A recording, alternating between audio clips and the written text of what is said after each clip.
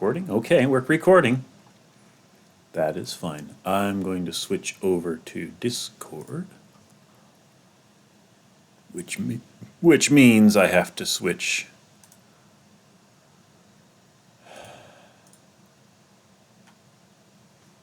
camera off before I join it, and I'm on.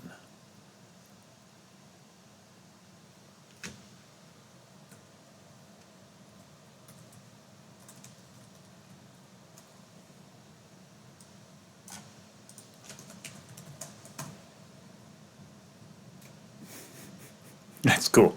Okay. Click, click.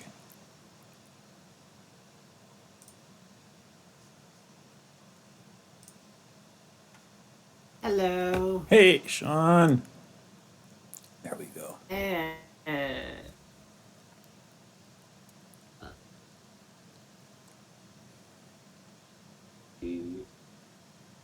Okay, how is the music working? Is everything... I hear nothing, but is it not So running? it's in Roll20.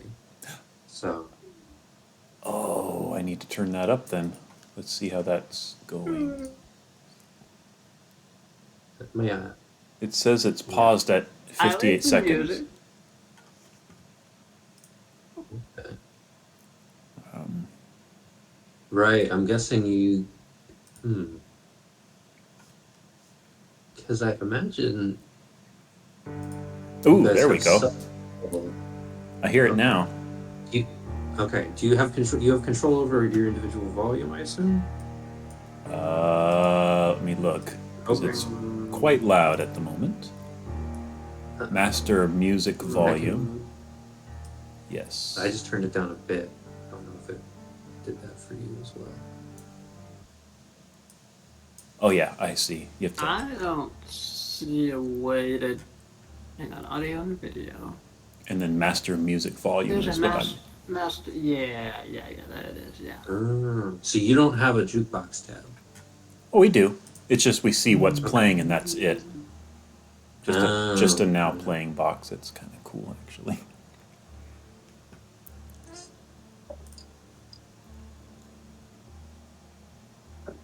It's cool that you can see what's playing, I guess. Yeah. Were you able to change the volume? Yes. Okay, let's see.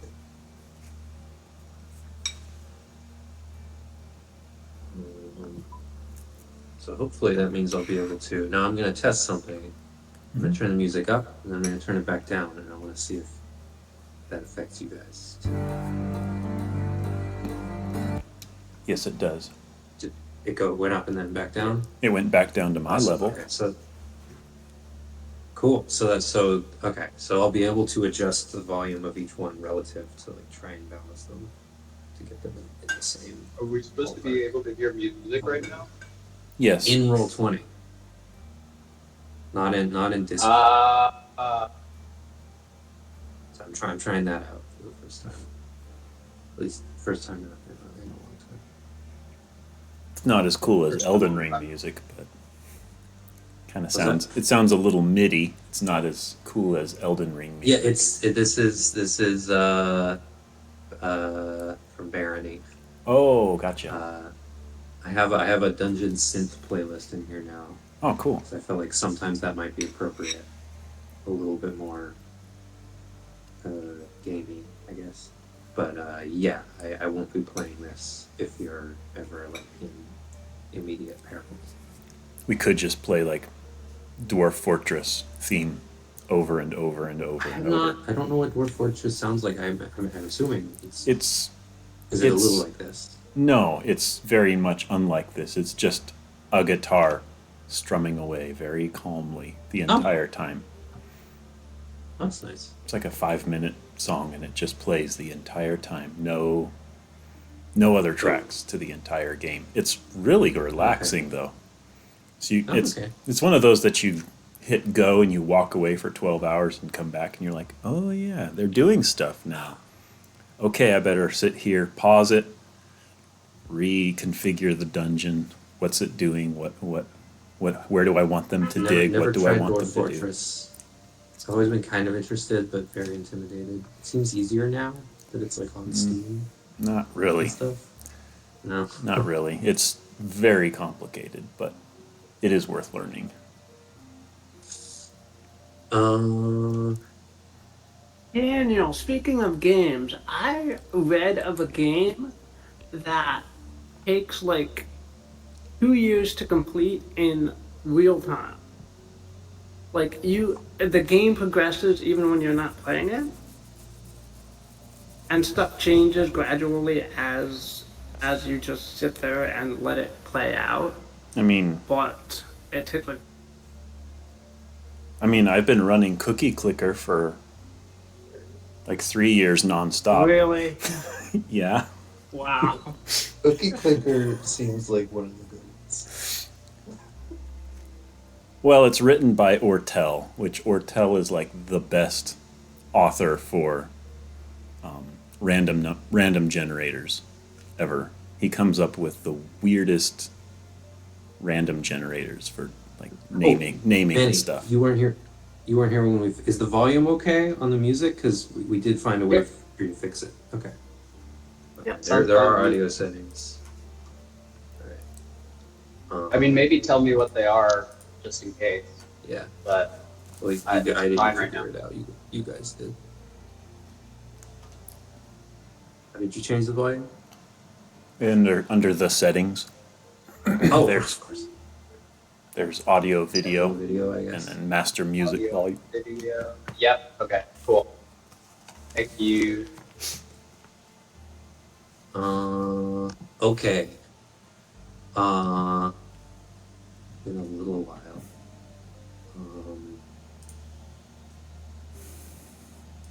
Is that doodle in the continual flame supposed to be Gildebrand? Yeah. Wow. Well, I didn't try it. I was Googling continual flame to find like an appropriate picture for the handout, and Uh-huh. that came out. There's a YouTuber who makes videos about like fifth edition spells, and that's the picture. I might use other of their drawings in the future because that's like their character that they put on things, and it looks like Gildebrand's. Uh, his hat's even on fire. Not that Gildebrand has a hat that's on fire, but he does have a red pointy hat. Not in the picture that I normally use, but. Alright. I think last time you were doing downtime stuff, and I guess I did a little set. I guess we did two. This is the third session that's in Favennozionir. Because I decided I wanted to give you guys an array of potential like adventures to pick from, and of course that was harder than I imagined it would be. I do have a couple. I was hoping that I could give you like how much you're gonna get paid and who's paying you and like all the information. Let me have that. But it was something like it. Also, if there's any, I'm gonna switch to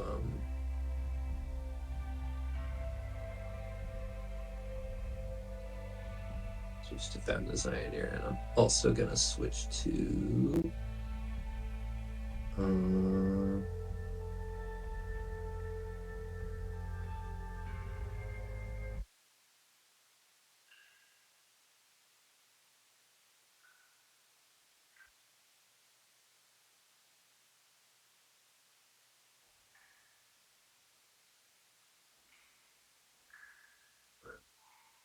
um there's what is it? If there was oh yeah, I wanted to say that downtime last time I was doing a lot of having you do a roll in order to accomplish something over the course of a week, and it was like one roll and it was pass fail. That doesn't. I realize that's kind of silly for downtime. So if there's anything you wanted to do and weren't able to, or even something you kind of did, but it didn't go very far. If you wanted to bring it up again, that can happen. So basically, we're getting more downtime, but you're not going to have to pay for more lifestyle expenses because it's sort of. I feel like if we have more downtime sessions in a row, you should basically just get to accomplish more. So you can think about that if there's anything you wanted to do, get to around the city. Ulan has been fairly busy between, he's been doing some stuff that he's told you about at the Conservancy Towers. He's been trying to learn about the local ecosystem and whatnot. He's also, he's been going to the Pyromancer's Tower. He has not talked much about that. And also, I don't think it would have escaped you that when you went to the tower to discuss your items and pick up Malthars, they didn't really discuss Ulan's item that much, except that it wasn't really. But he went into detail talking about the others.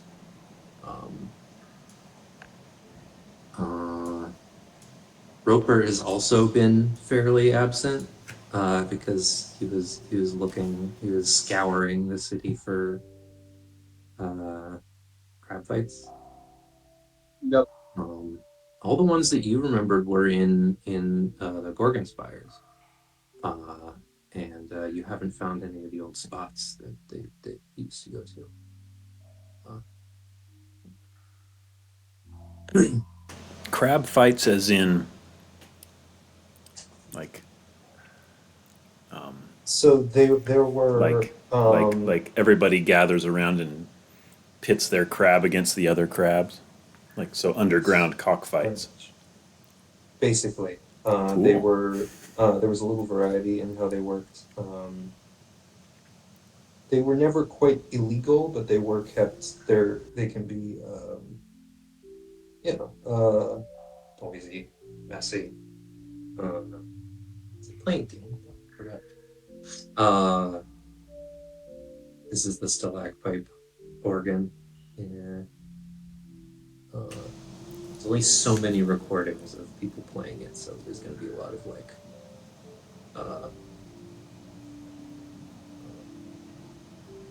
Oh, it's my song. Oh. No, it's not. Never mind. I think it's Danny Boy. Oh yeah, it is. Oh. Yeah, I didn't expect that I would be putting Danny Boy on the playlist for this. Again, there's like one album of somebody playing it, and it's all, fairly well-known stuff. Yeah. And then I did find one song that was written for the stalagmite organ, which is on this one. Cool.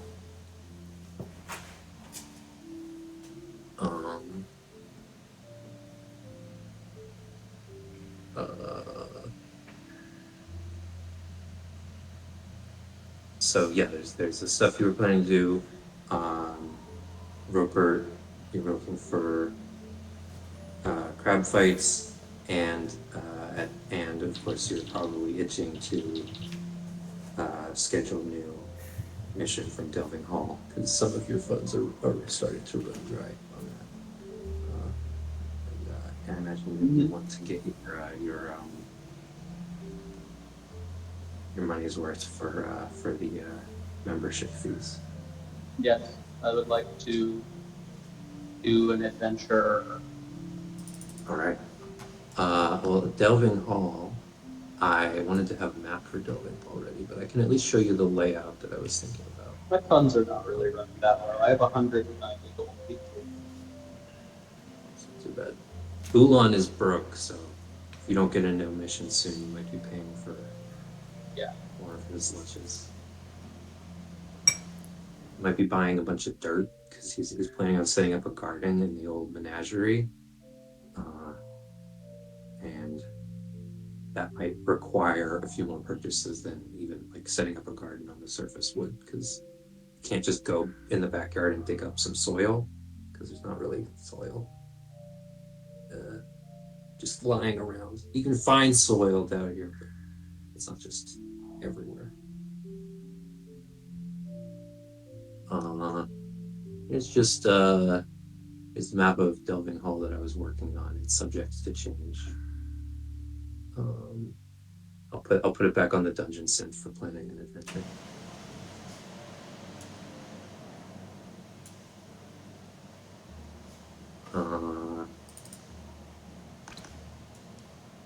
So there's a mix of different possible offers. First of all, I had mentioned the idea of you guys planning the type of adventure you want. I realize it's kind of reasonable that you guys might be able to plan a specific adventure or expedition or something that you wanted to do, and the guild could hook you up with a sponsor, someone who would pay for your who would reward you for the adventure in exchange for being involved in some capacity. Like if you'd heard about a ruin or something and you wanted to go plunder it or whatever, you could pretty easily get a sponsor for something like that, because there might be somebody who wants some of the stuff that's there or wants to send. In those cases, there might be terms that come with it, but that could allow you guys to come up with your own adventure. If one of you had an idea of something you wanted to do, there are also 2 offers that have been brought to you by some of the guild management because you would talk to them. One mission, I'll send these, but one mission was brought to you simultaneous with being posted on the board, because you had wanted to go downstream. There's a town called Gourstain, downriver in Driftwood Delve.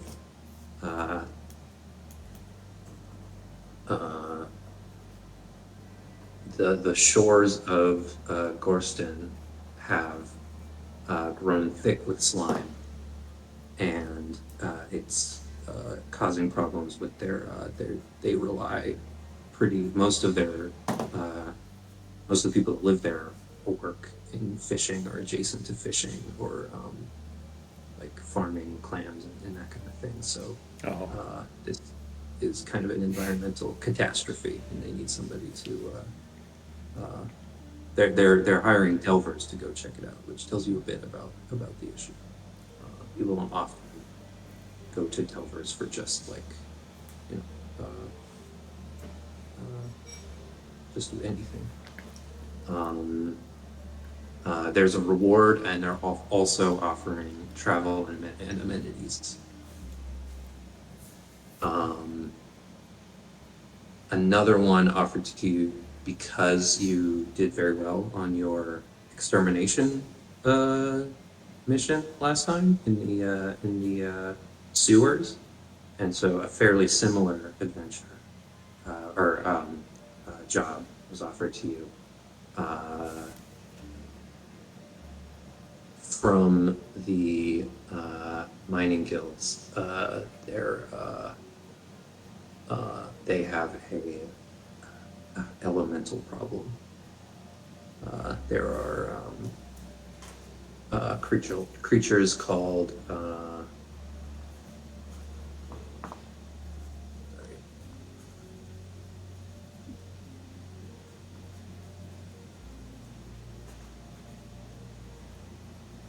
Lazorn.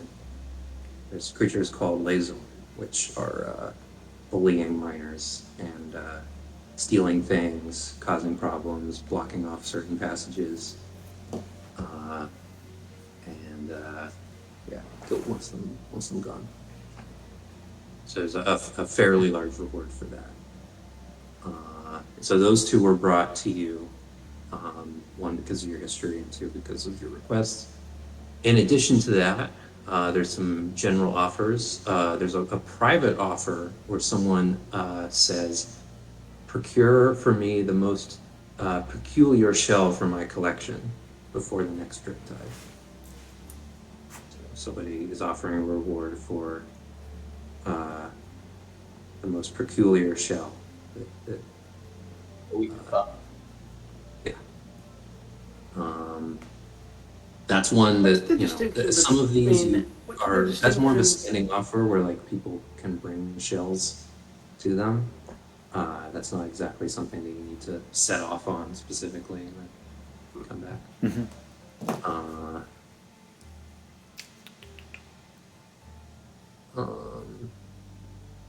And there's two more. There's three more of these. Two more of these standing offers. The Waterworks Conservancy is offering a 1 silver per rat reward. Per rat killed or captured. Not a huge reward unless you manage to get a lot of rats.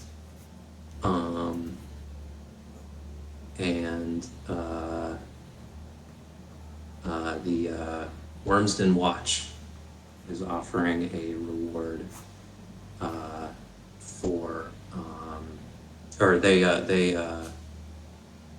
are offering a reward for whoever's been burglaring and vandalizing the catacombs. It's apparently been a problem. So, can write those up after the session if you'd like, but it's stop whoever's burglarizing, vandalizing the catacombs, procure for me the most peculiar shell from my collection, investigate the shores of Gourstain, which have grown thick with slime, reclaim the parts of the mine from elementals, rats. That's it. I will say the ones that I'm most drawn to, I mean, obviously would be basically fun. Although the rats one seems like not really, like that seems like more of a good thing. Doesn't seem particularly worth your time. People are doing it, but it's Yeah, I'm sure we'll find a big fucking rat monster or something. You're not tricking me, buddy. But I don't know if I want to deal with that. The slime sounds cool. Love some slime. And the last one you said, Mines? no. Yeah, the catacombs, like whoever's, because I don't like that. I don't like vandalizing the catacombs. I feel that Ropert would be very offended by this. Yeah, you might have. You probably do have family. Family there. Don't desecrate the dead. Is it Halloween season in Tripling Dell? It's getting there. One of these sessions, October. I probably shouldn't wait until the end of October because then we might have to cancel. But at some point, I'll yeah. That's a good reason to do the catacombs. Although slime's potentially Halloween. Slime is Halloweeny. But yeah, I mean, I don't know. How peculiar the shell is. True. I'm open. I am open to any of them. I don't know if anybody else has thoughts. I do. Only because when I was looking at the world map, the mines looked interesting to me. I'm like, we could go into their mines and see what's going on in you guys there. haven't done a lot in Manhattan at all, actually. There's a couple of the boroughs that you haven't really done much in. I think one of the things that Malthar was looking into may have brought him into the shade, but we haven't really talked about it. I actually pinned it in our private Discord chat because I want to get back to it. Oh yeah. But I haven't. But yeah, you had some business that you were kind of investigate. I also want to, if you ever feel like your lifestyle would impact the situation, and I forgot about it, you can bring that up because the fact that Yeah. you have spent a lot of money on your lifestyle expenses, it should, I think, be represented. It should be represented socially in Favennozionir. Well, Malthar is dressed nicely and yeah. I also thought maybe if we wanted to be a little more risky, is Ropert up for playing the bookkeeper and we can chuck him some gold for crab fights? Just like, yeah, we'll bet on so and so's to win. We could do that. Yeah, we could do some betting.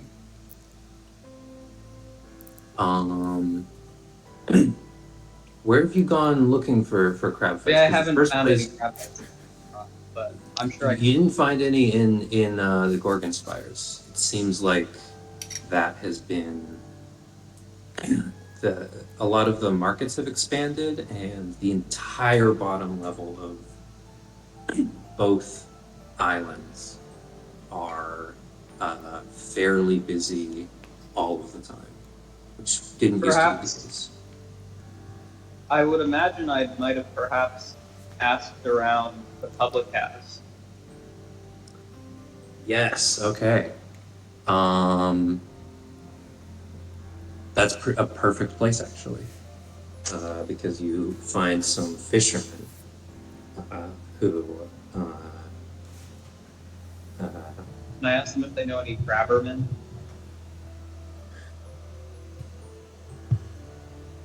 There's a crusty old kobold in the corner, named Crabberman, and he doesn't know anything. But the fishermen you were talking to do occasionally go to the pump pit, which is pump pit, and the pump pit is a decommissioned a small decommissioned cistern in Lowtown, Delvington, that occasionally hosts fights of various sorts.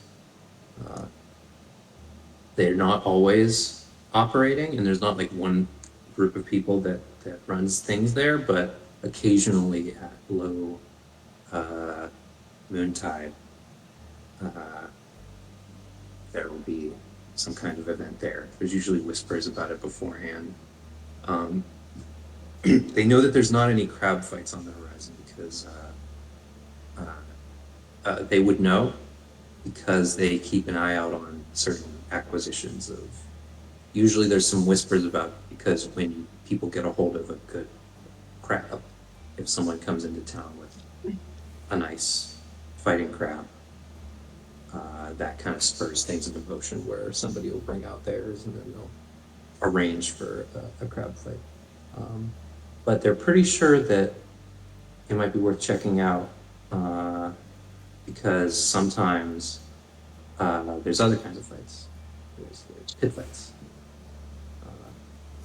And I think there might be that delvers sometimes run pit fights there. That's not something you were told about at Delving Hall.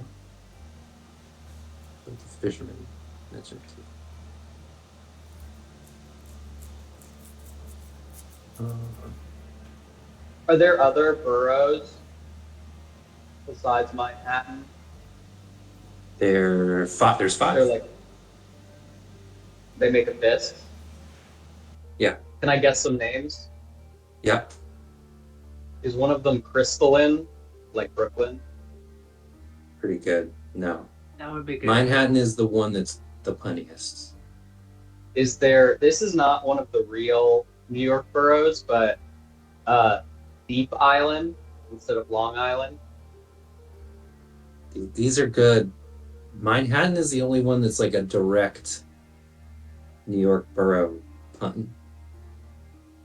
The 5 boroughs, BUROWS, Yeah. of Favennozionir are Wormsden, Gorgon Spires, Delvington, The Shade, and Manhattan.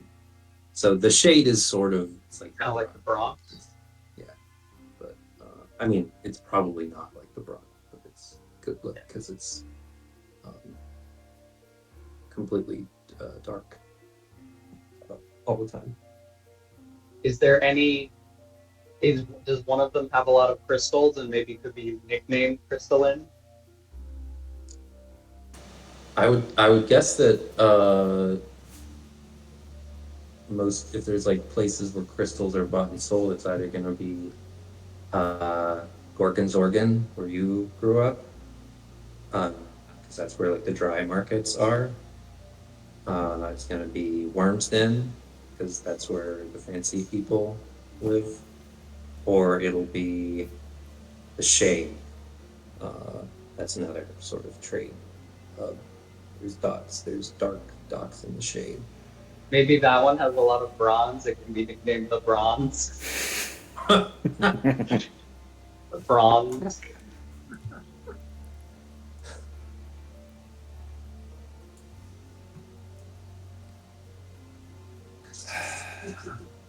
Um, you know a couple of delvers at this point. Um, uh,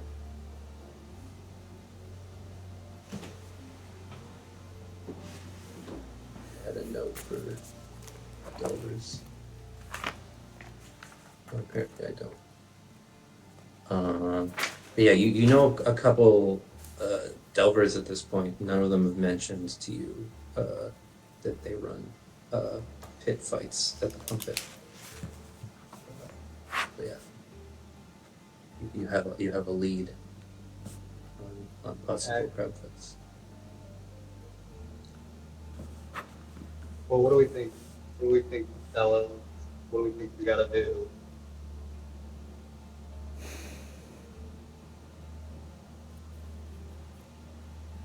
Should I check up on that? I was or interested should we do- in investigating the slime or the crypts as well. I will Sure. show you a region map just to give you an idea of how far. Where is it? This is also kind of a work in progress, but I think it's mostly done. It's mostly presentable. Does Cool. work? Yeah. Ooh. Yeah.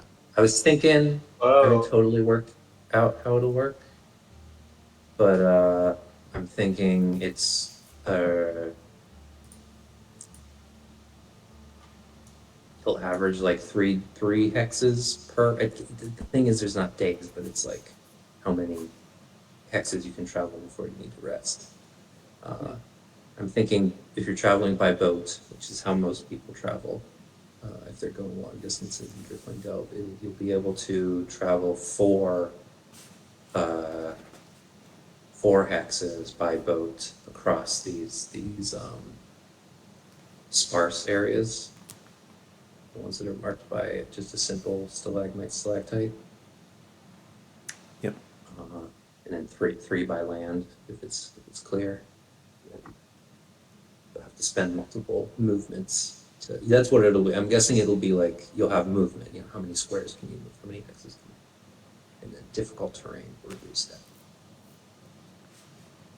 Because it's so long, it's maybe not the perfect map to recreate in hexes, but I wanted to practice because eventually I'll do the full, like Greater Mesograd, I'll do a hex map. And that'll be much more open-ended. You can go in multiple directions. Instead of queens, it can be quartz. Wow. I mean, these are good. They're also kind of a stretch. I feel like I would have to. Nah. If they were all. There's a hex that's labeled Gowers. What is a Gower? Do you know? I mean, you might just, the best thing would be maybe to just Google it. Google like rimstone, RIM stone. I think Gowers would also show up because they're also called Gowers. But it's a limestone formation where it Ah. creates like a little bowl, almost like stairs made out of bowls that are Yep. filled with water. Oh, okay.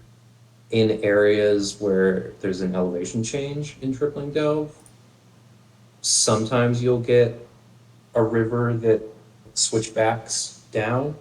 Sometimes you'll get a waterfall, but what you'll often get is gowers, which are pretty difficult to navigate, by boat. You can't take a large boat down Gowers, it's just impossible. People sometimes take there's a popular form of travel here is kayak, and you can take a kayak down the Gowers. Uh, if you're traveling by foot, usually there's a path around it.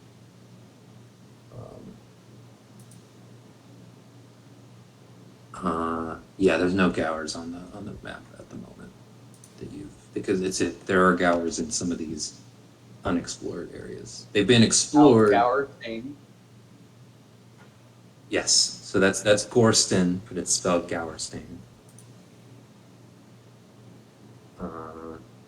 And that's where the slime mission is. It's pretty far. They're offering transit and amenities in Gourstain. They're not necessarily offering amenities in all the places that you'd have to stop along the way. But probably the way you would get there is you can either walk or so like where in the water hexes, there's usually also land there, but it's majority water. In the places that are kind of greenish, those are majority land. But there's still little rivers. So in the Silleries, there's little rivers flowing down into Cambury. But I haven't marked all of those. It's just because it's a majority land. But you're still going to be crossing little rivers. So you can walk or boat from Favennozionir to Spellbend. And then there's a long road along the Silleries between Spellbend and Gourstain. But still, most people kayak, or if they have anything heavy to transport, then they'll take a larger boat.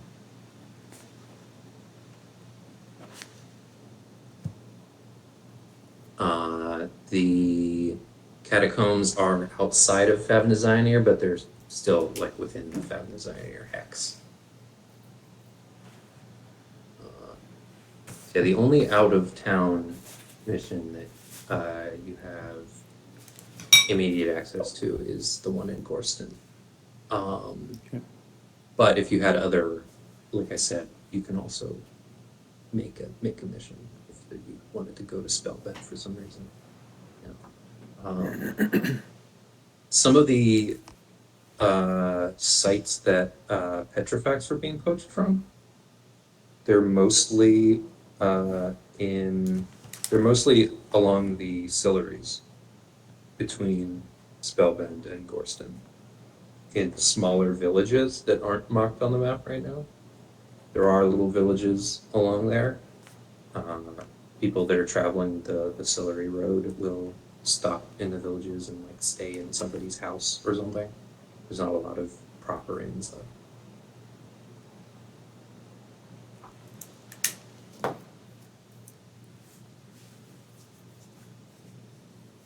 Well, my explorer nature wants to go to Gourstain.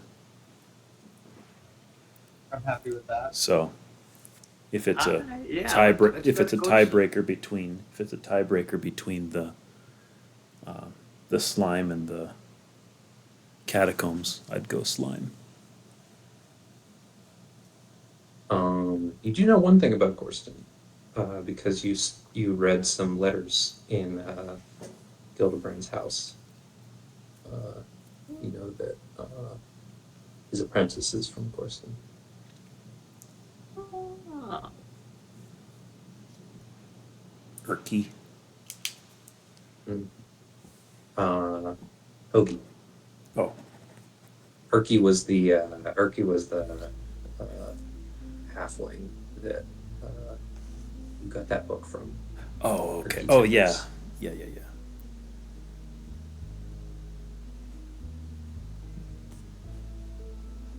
Um,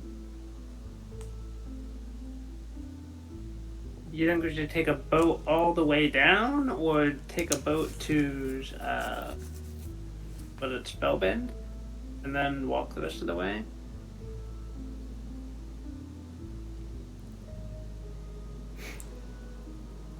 What's Spellbend? it's definitely an Would a option. boat be faster? A boat is faster.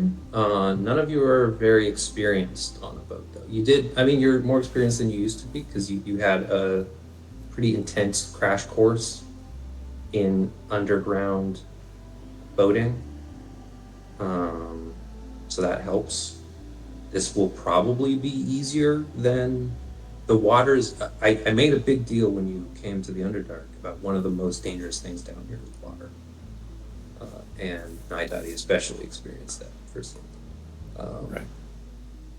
It's a little different in Dribbling Delve. This cave is a much more stable than the shallows were, and it's more stable even than Greater Nethercut and the rivers there. Uh, so this place is not likely. There's not a the river Cambury has never in living memory spontaneously drained in the way that rivers in the Underdark sometimes do. So it's safer in that way. There's not as many. There's some sort of rapids, especially where like Gowers appear. You don't have any of those on the map.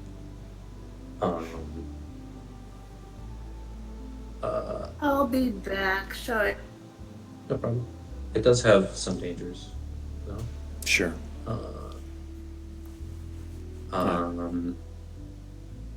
The road is safer in some ways.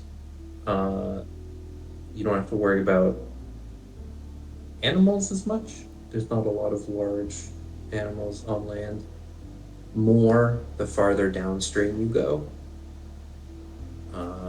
But the upper Silleries are pretty safe, at least from wildlife.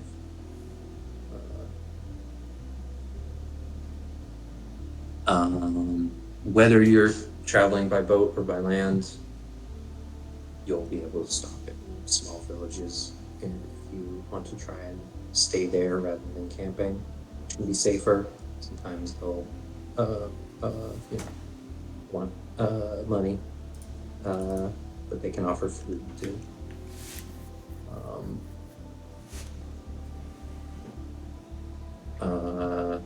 And I guess the main advantage of traveling by land rather than by water is that you don't have a boat that you have to.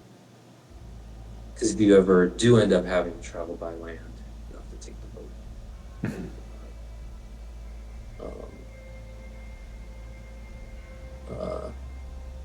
But yeah, that's an option whether you're traveling by and like I said before, you can travel by land from Favennozionir to Spellbend, even though there's no land hexes. Yeah.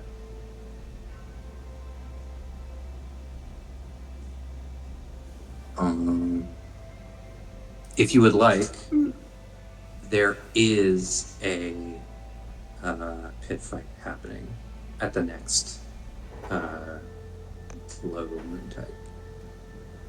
Nice. Roper found one. I'll just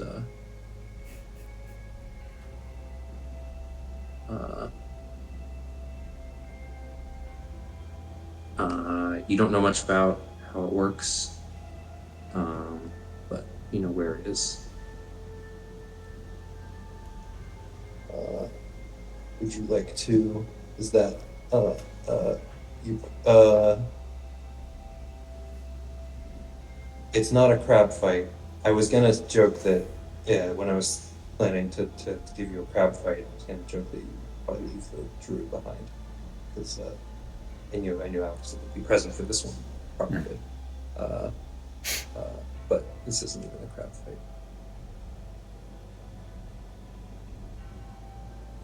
Yeah, I'm up for watching it, betting on it. Yeah, why not?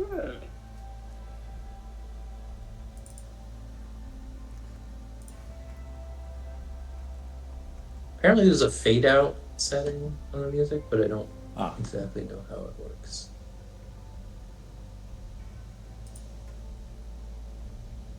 I think it might only fade out at the end. oh, Oh, okay.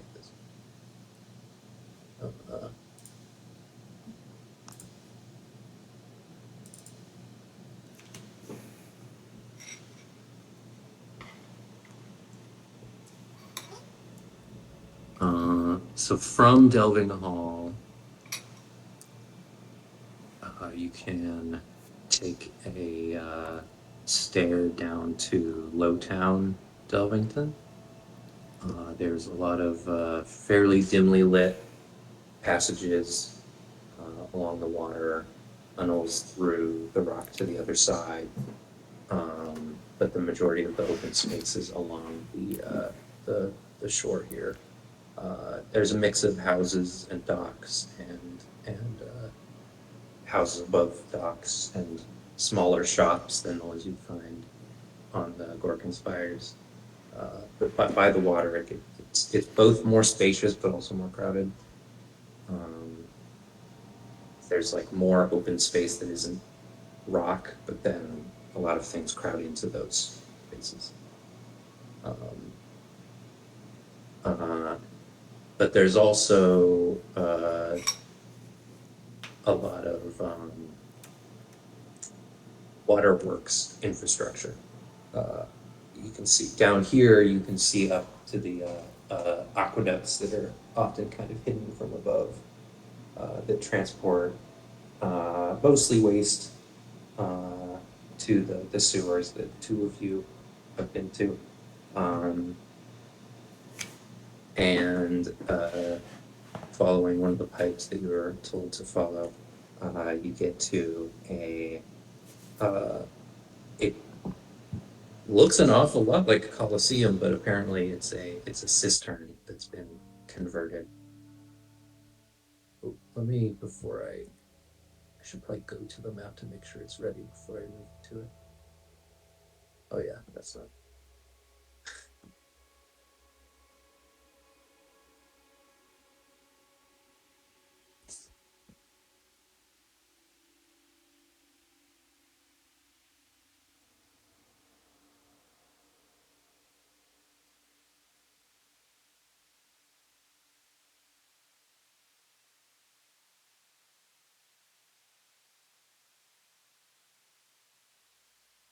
You find the old cistern.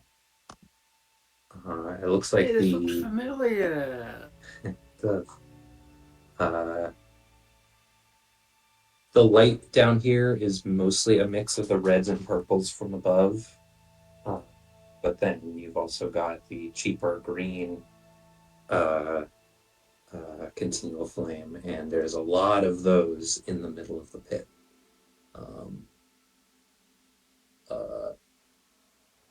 Some of the large pumps that have been decommissioned are just filled with lights now, so they function as sort of decorative lights. okay. There's openings on the side as well where water could go in and out. And there's like light pouring out of those too. And there's already people crowded around. A lot of people seem like they've been here a while. There's people that are sleeping because there's not a lot of events like this that are semi-scheduled. They're not nearly as precisely scheduled as they would be on the surface. So people arrive kind of whenever. Some people stay here a while. Some people check in.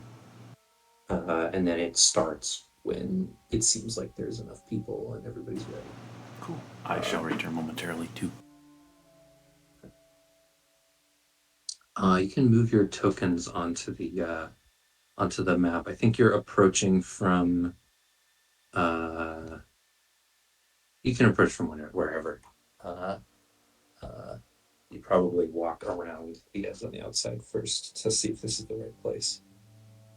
There's a large structure that's been built on one side, and you can see some people inside of it, where there's windows overlooking, not like glass windows, but just openings overlooking the pit. There's like 2 levels to it. You can see a lot of fishers over here, some miners over here that are hanging out throughout.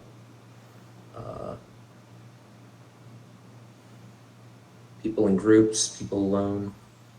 You can sit wherever you like.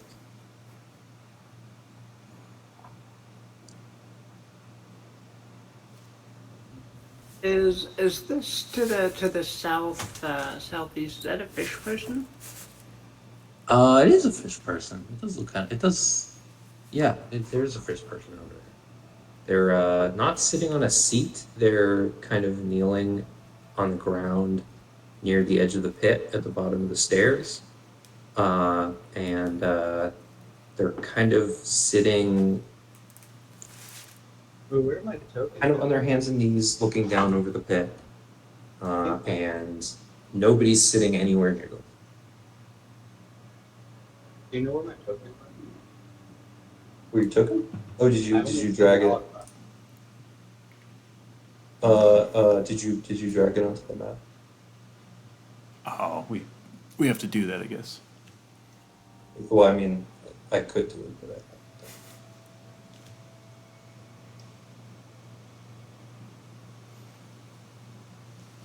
Do we get bonus points if we bring our own Lucha Oh. Libre mask?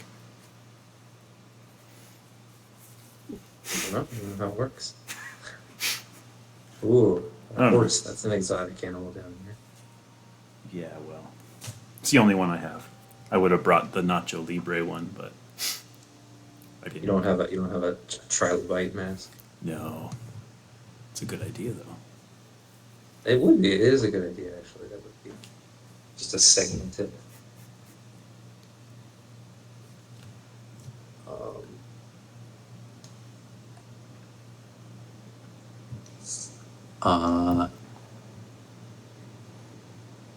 Yeah. After a while,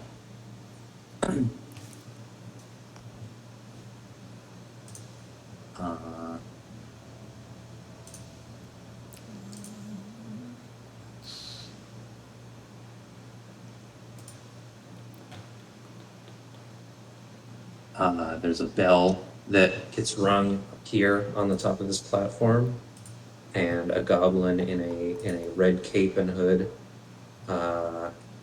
finds it,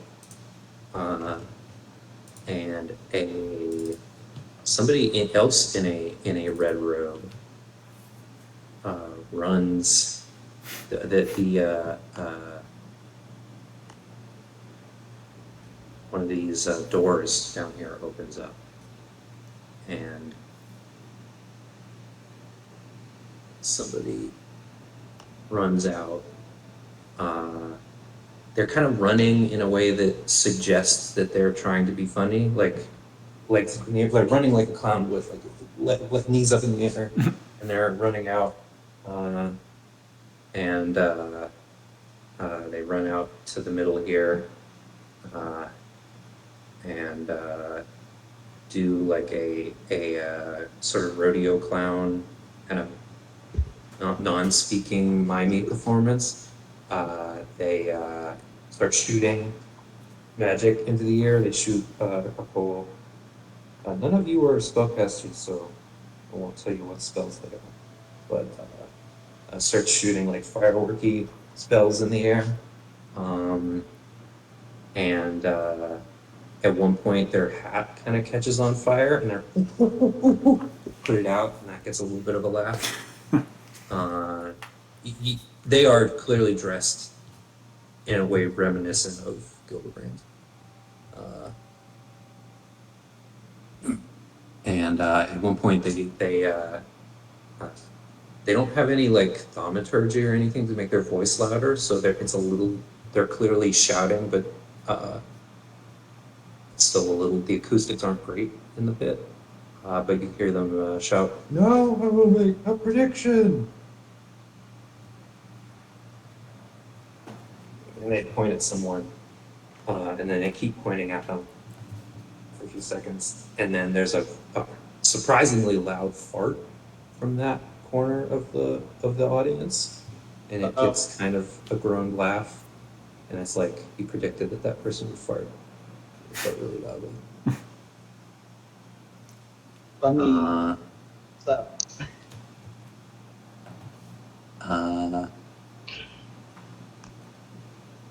And they do that for a while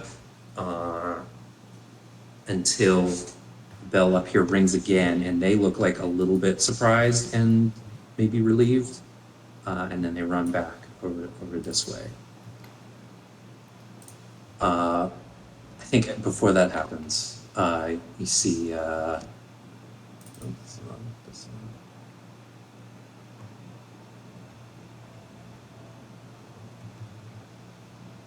In the pit, but around the pit.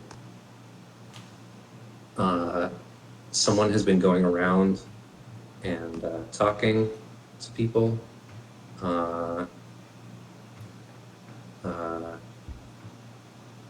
Come over and make it over to you guys, and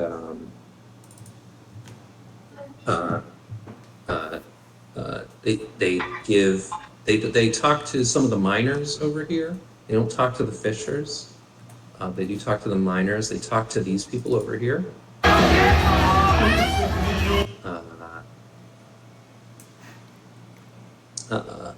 talk to this fella. They give the fish a wide berth. And when he comes over to you guys, he first just says, "Delvers, can we fight today? Betting?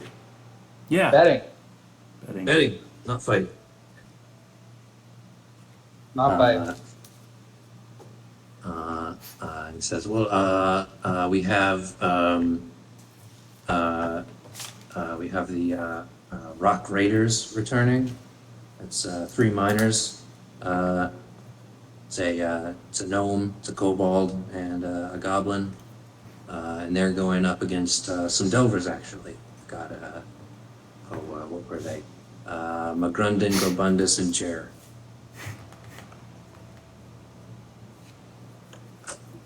Well, I think I gotta go with the Rock Raiders. They got an awesome reputation, from what I hear. Do we know anything about their? Do I know anything about their reputation? Like their how they fared in the past? I think they actually are also Delvers, but they're not frequent Delvers. They have a membership, but they don't do a whole lot of work there because they're also working miners. So I don't think you would know much about their reputation because you probably would know their reputation through the Delvers. I don't know if Ropert was involved in a lot of like these fighting pits, probably just the smaller like crab fights, because Ropert also really liked animals when he was younger, and maybe didn't, it was just cool to see animals. They were being made to fight.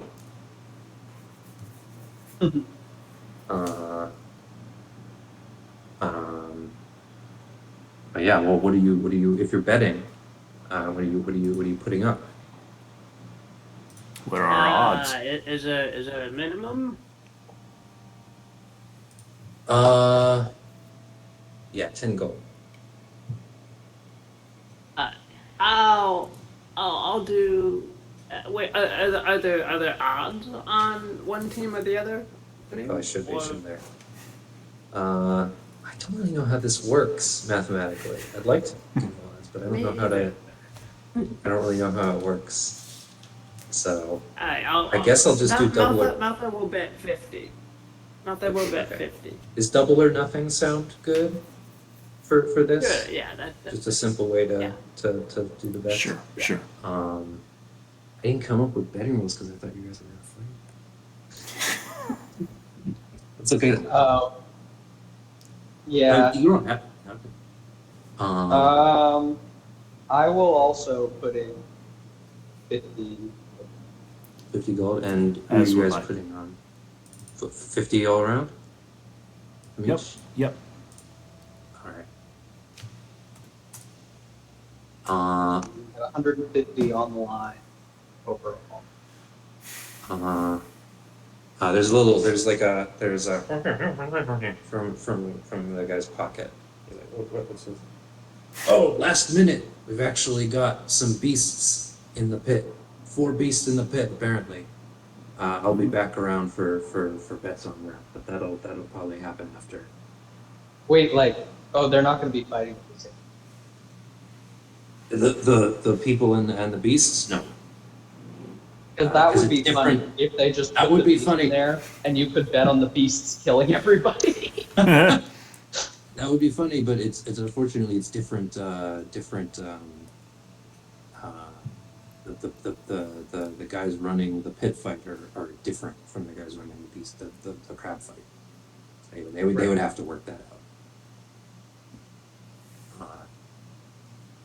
out. Because this cistern is actually owned by the Waterworks Conservancy, but they're not.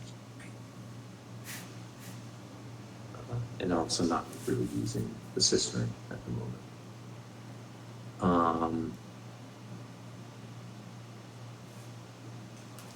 All right. So how should I do the people fight? I know how the beast fight's gonna work, but I want to figure out how to do an accelerated version of these 3 guys fighting that. I guess I can just make you guys roll Sure. for rounds. Oh boy. So so I put the wrong token here.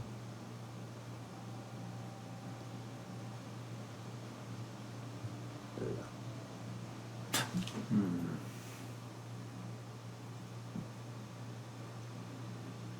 The Rock Raiders and Cool. some slightly more active delvers that you've seen around Delving Hall. McGrunden. McGrunden is the blue one. Gorbundus is the green one. And Jer, who goes by Jerry sometimes, is the red one. And that's they do have a registered party, and their party name is McGrunden, Gorbundus, and Jer, like a law firm.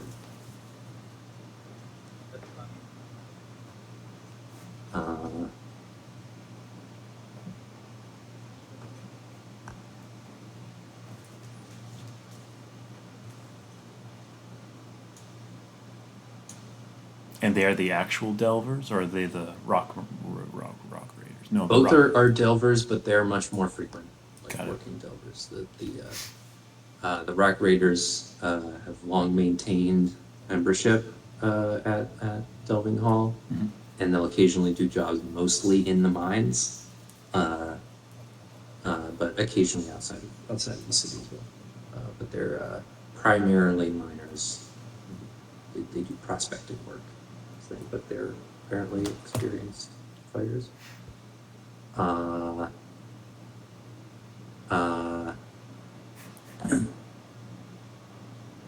That red-robed goblin steps away, and a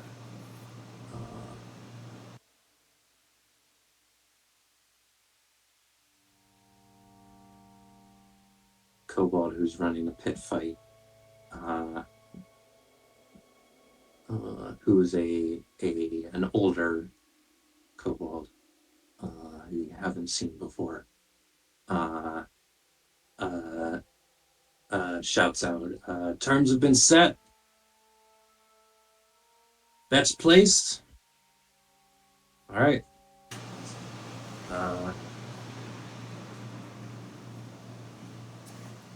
Ding, ding, ding. It seems like the 2 parties down here have discussed terms for the fight beforehand.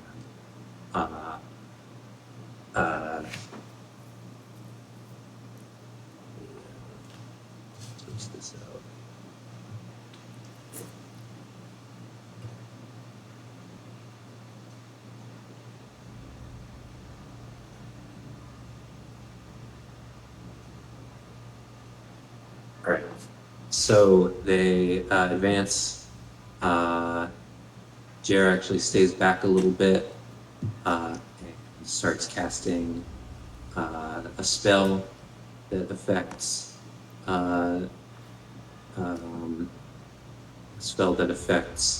Gorbundus. McGrundon steps aside and starts throwing. He throws a knife and then gets out a crossbow. The knife misses. These three just run ahead with pickaxes, and they're holding the pickaxes like in front of them, like a cross guard here, and holding it like that. Two of them in like a formation with one of them behind, and they seem to do. They have a whole formation figured out where with big broad pickaxes they just rush forward, and one of them like jumps open, and so they start fighting. Can I get what kind of roll would this be? I just want I guess for this isn't super interesting, but should we just do like odds evens? Sure. I haven't made sheets for all of these guys. I made sheets for these guys, but I mean, I was thinking along the lines of, hey, we put in money for these guys, maybe somehow magically our stats affect their abilities, and we can just roll our character sheets for their strength and dex. that's a good idea. That is a good idea because you guys are all. We could also, I don't know if you can come up with a mechanic for this on the fly, but like some sort of charisma check on our part to see how well we're cheering them on. Ooh, yeah, okay. I like it. I think we'll do contested rolls, and you guys roll for the Rock Raiders. Yeah, I think you can add your like average charisma to that. And I think the charisma of the minor. I mean, no, not the minors. No, I think the other Delvers probably don't have as much support here. I think if we're going by cheers, I think I'm just gonna give a +0 to McGrundon, Gorbundus, and Jared, because not only are you guys cheering on the Rock Raiders, but there's a significant amount of minors in the crowd here. So,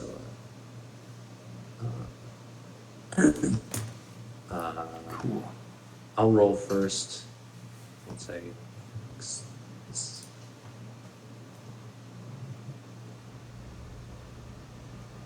All right, so I'm gonna roll a d20, flat d20, no bonus, and then a natural one. So that's pretty Wow. good. We're going best 2 out of 3 here.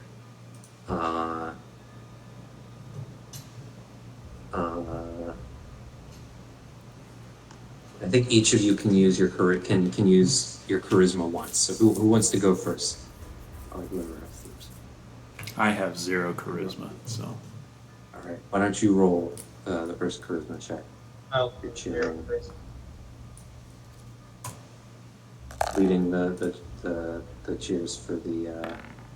Whoa, that was almost a Almost a Did 1. it do the same thing for you guys? We're at, Uh, yeah, we're at, yeah. yeah. That's nice that we all see the same thing. Yeah, the Rock Raiders clearly have a good start. They one of them jumps over and breaks concentration on Jer. Gorbundus was you could see like fire oozing out of his mouth, and then once the concentration is broken, that just the dragon breath spell is gone.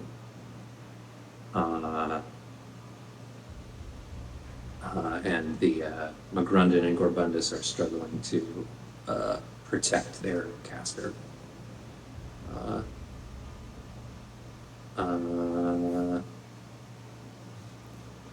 Next It really Round. sounds like a law firm. It's no wonder they don't have any cheers behind it. Oh, a 4.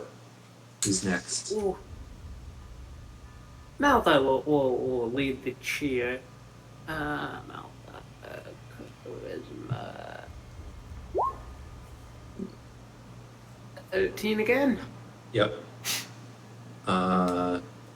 Another terrible run. It's, I think you guys being experienced fighters, you can tell it's not entirely, like, they're not entirely, like, the Rock Raiders got a quick, really strong lead. You know how deadly that can be.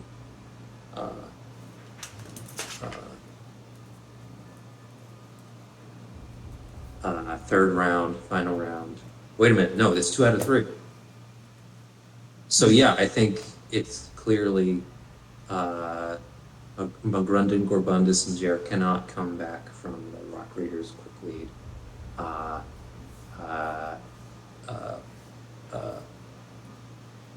In the end, Gorbundus gets like pierced by a pickaxe in like a potentially mortal wound, and this team taps.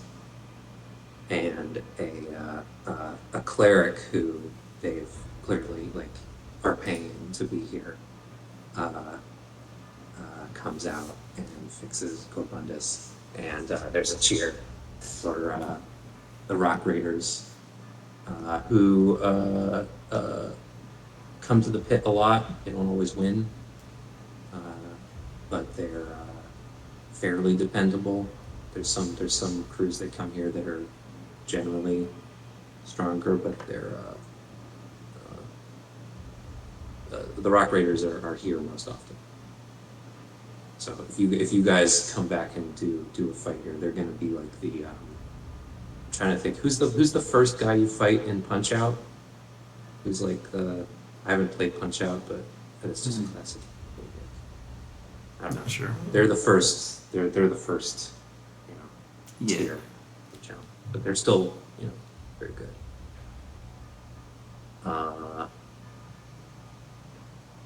Which means that all of you, I believe, you get 100 gold each. Yes. Yeah. Successful gambling. Yep. And we'll hope that the law firm of Grundy, Gorbundus, and Jared don't find out that you bet against them at the pit. Or else they'll charge us with tax evasion or something. Something like that. Oh no. The Rock Raiders come back up here. They've also clearly gotten, like, they have a large coin purse that they haven't divvied it up yet, but the gnome just kind of shoves it in his bag as quickly as possible, and then they come back over and sit down where they were.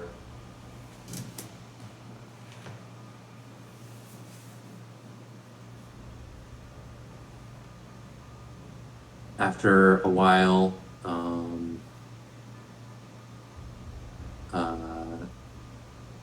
there is sort of a changing of shifts up here, and the goblin in the red hood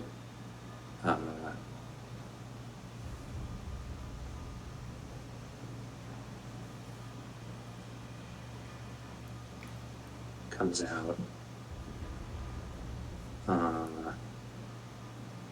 He also has a very showy kind of entrance where it comes out, and people perk up when he comes out, knowing that they seem to know what he's bringing.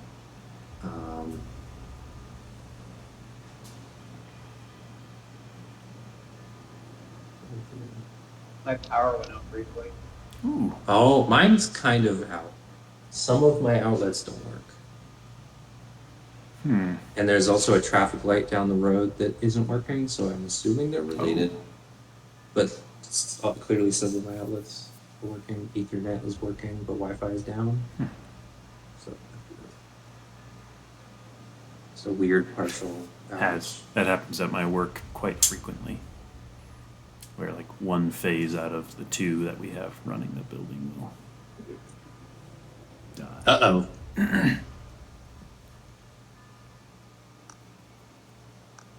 I was gonna ask Manny, what is if that was his a window to his side?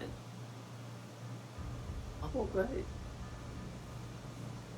And a window, Andy? What's a window? The giant white thing behind That- you. Yeah, Oh, the, yeah. the giant.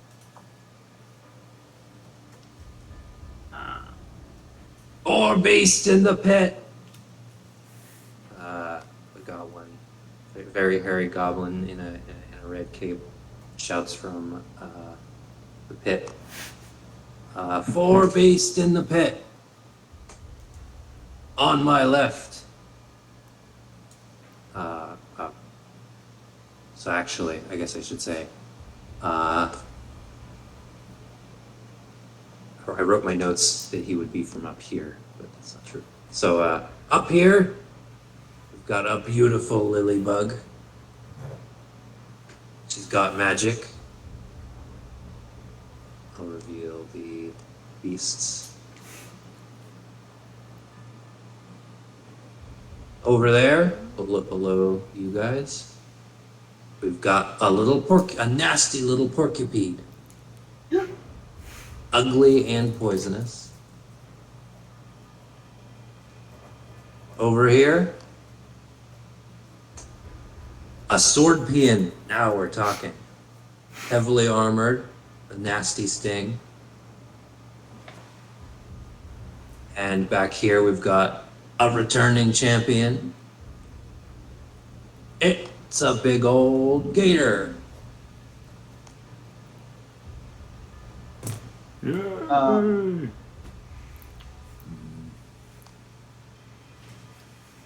I have revealed right? Took 50 gold pieces out of my inventory. Well, you get 100 gold pieces, so you get 50 additional gold pieces basically. If you haven't taken out the 50, then you get an additional 50. If you have taken out the 50, then you get 100. Wait, what? From the last You round, bet we 50. won. Wait, did you bet on the Rock Raiders, or did you bet on? Yeah, we bet on Rock Raiders. Did all of you bet on Rock Raiders? Mhm. Yeah. Okay, so then yeah, the Rock Raiders won, so you get 100. Okay. You bet 50, you get 100 back. But now, the beast fight, or the crab fight has started. No actual crabs tonight. It seems like they've got much more varied things. Although I think the sword peon would be called a crab. And you guys get to pick one each. Cool. And I'll give you the sheets. The lilybug is sort of like a. Let me look at their. I'll reveal their.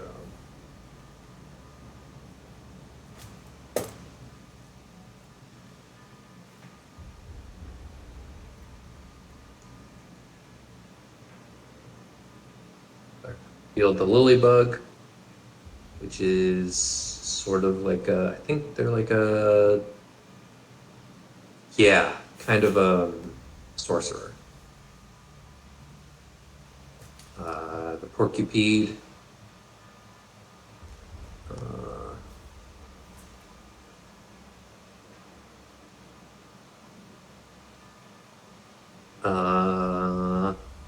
Porcupine has more like poisons and things. They have they can do poison damage and cause the poison effect.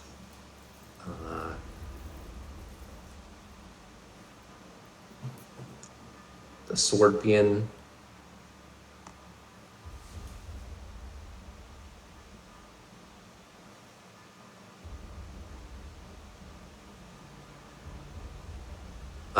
Has the highest armor and can also attack pretty well, damage and armor. And the Gator is kind of like a barbarian, not much armor, but lots of health and damage. One attack per round, but it's a big one. Cool. So this is why I didn't give you sheets for the Delvers, because I had this one ready. I didn't want that one to go too long.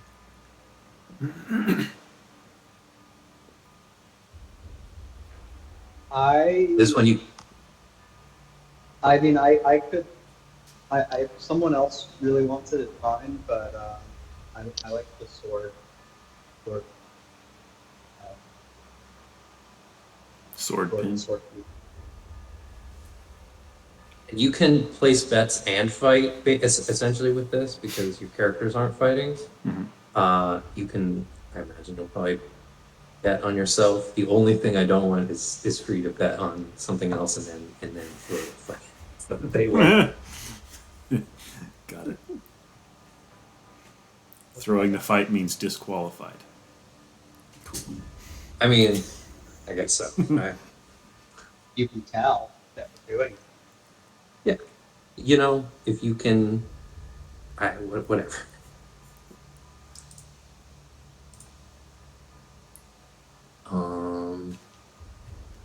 And whichever one you don't pick, I'll run that one.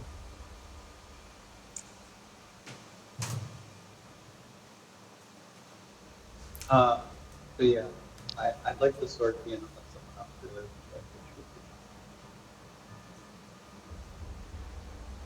I'll take the Pukapee then. Right. All right. Yeah, I'll go the Gator. Gator looks cool. All right. Should we take a little break before we actually start? Sure. Sure. Back. All right. Excuse me. Say 5 minutes I can do that. or 10. We usually do 10. Either way. Yeah, 10. I guess we'll do 10. Just to be safe. All right. Works for me. BRB. Yep.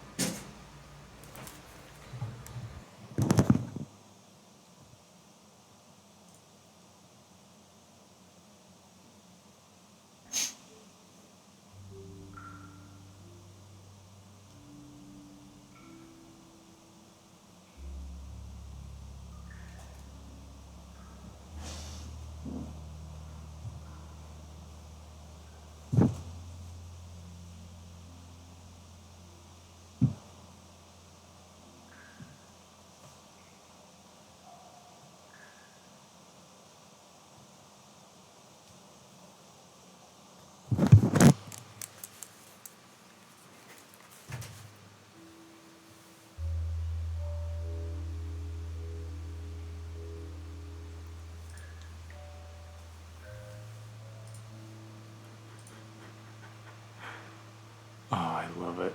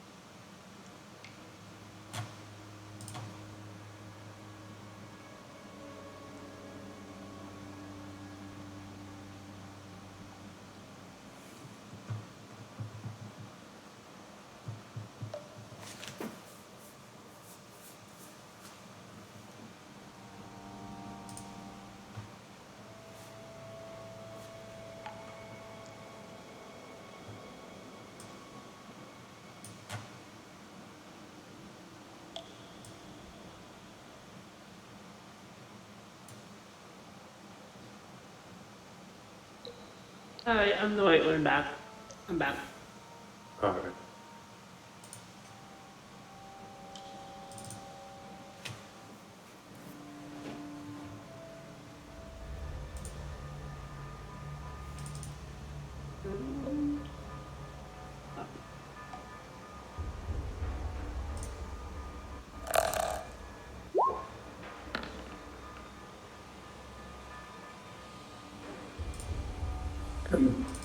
The goblin in the red as each of the gates opens one by one, he points his hands at the gate and does something with the animals. His tongue sticks out and he opens his eyes wide and recites some incantation. And each of the crabs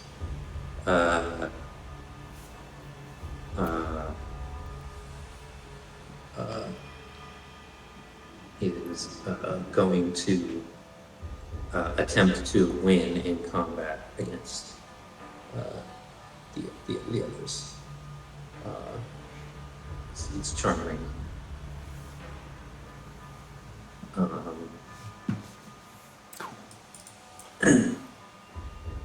And then, as they all start to quickly approach him, or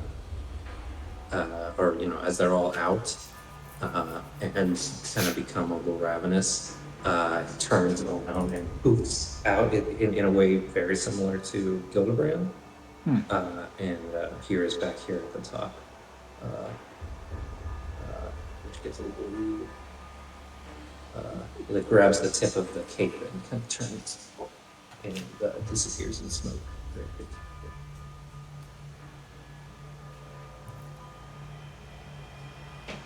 First up, before we do anything, is anybody placing bets Oh yeah, on the crab fight? I'm going a full 100 on myself. How many Full 100. gold pieces are in an electrum piece?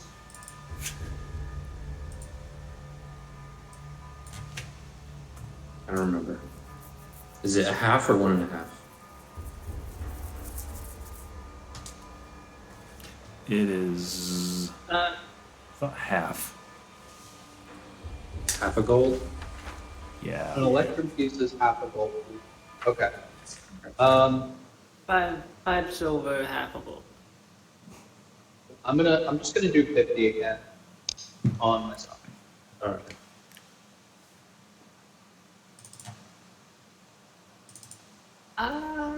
Yeah, Malthar thinks the Porcupine looks really nasty, so Malthar's gonna bet 50 on the Porcupine. Yeah, Naidaadi's so And confident. Daniel's the is- gator. Yes. Naidaadi's so confident in that gator over there. He's going to go full 100. Type your bets in the Roll20 chat just so we can scroll up again to see Okay. in case we forget what the numbers were.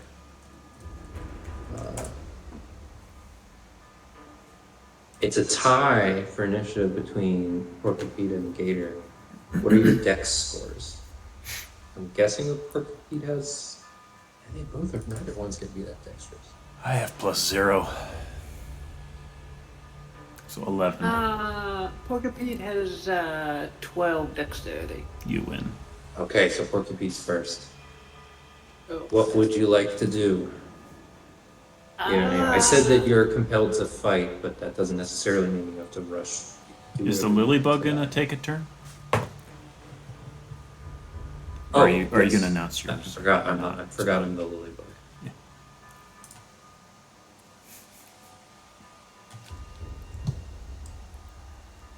It looks like the cleric is back. They're just standing by.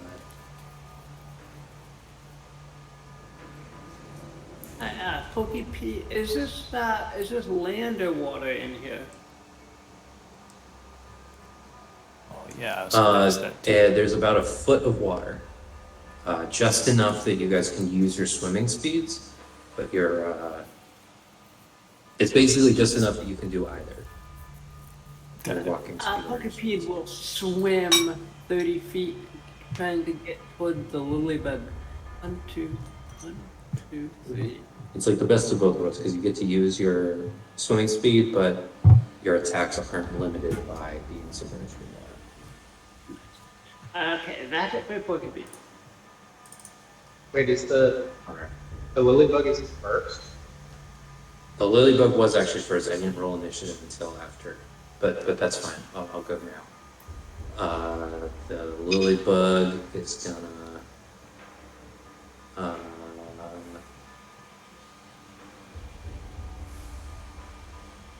do a little dance in the air, or do a little dance with its tentacles up top.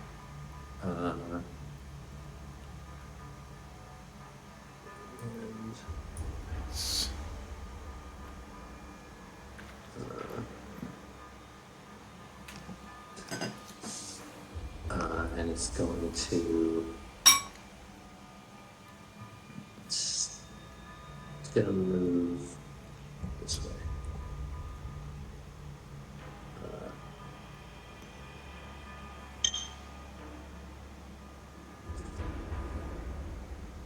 That's it. Gator. Mm-hmm.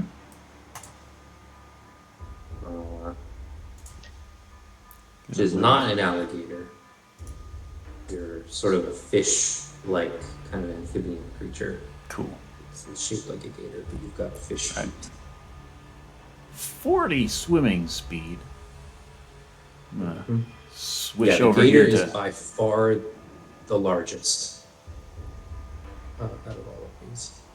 Swim down here to the sword pian and give him a The nasty, gator nasty rockets bite. through the water.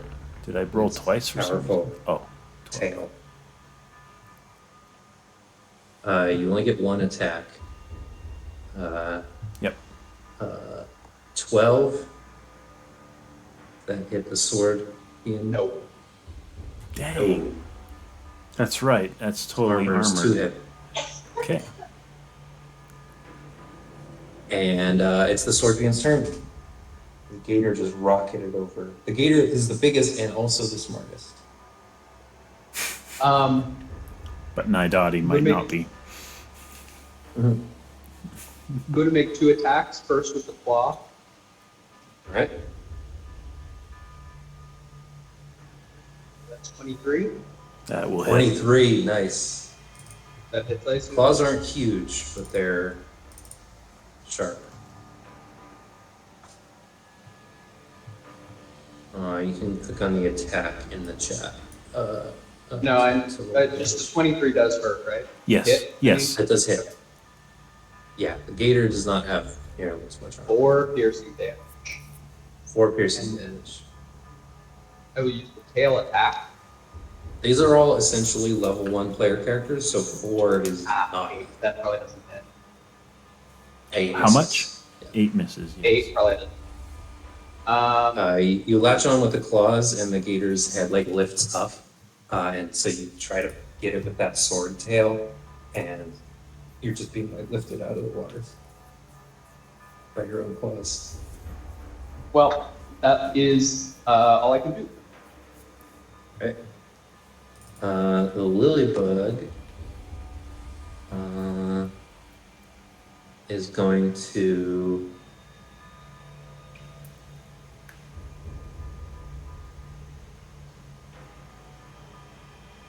It's gonna see the Porcupine didn't hide or anything, right? No.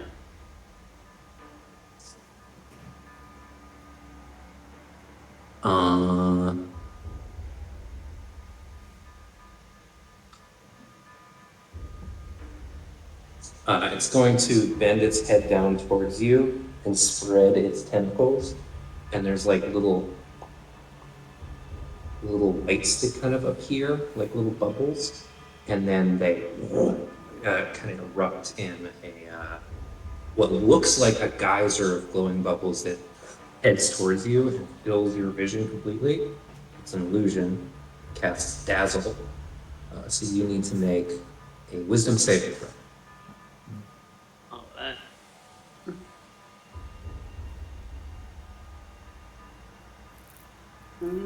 a 2. Oh, did I?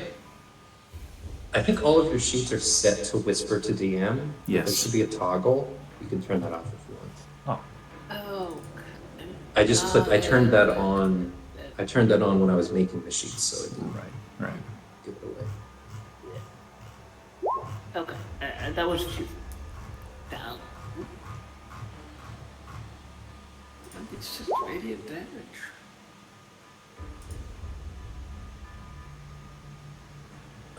Yes. So that's 26.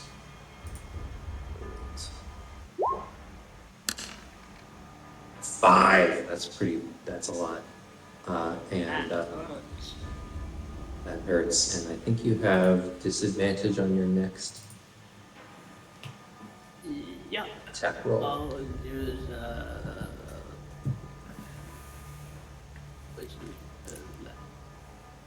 oh. Okay. And it's your turn. Okay. Do the wings indicate that the ladybug is flying? No, there's a spell. Oh, okay. Pokepede will continue its slither along to the little lilybug and will do a feelers. Hold on. Sorry. All right. And So it's walking on its little, like, what almost looks like roots, and it's mostly supported by the water. And you attack it, and it just kind of like bends backwards, just sways. and then it will try a bite. 8. 8 does not hit. That's it. Alright, that's it. Yep. Gator. Yep. Rah! Go full bar. No, it's not the right one. Full barbarian on this.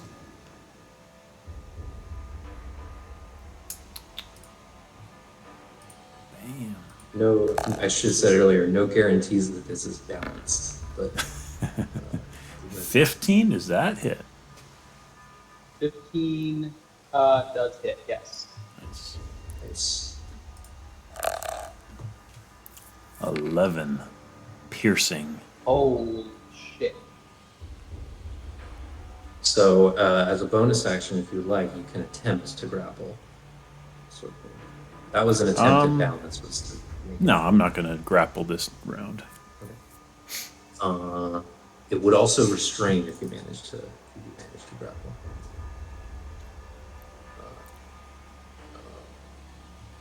If that's it, 11 damage. It's the scorpion. Well, I'm going to attack, do the multi-attack again with my claws first. 20, natural 20. Nice. Ooh! Whoa. 5 plus 4, that's a 9. 9. Oh Oh, my god. oh God. And wow, we both have 1 hit point. Look at that. I'm going to attack with my tail.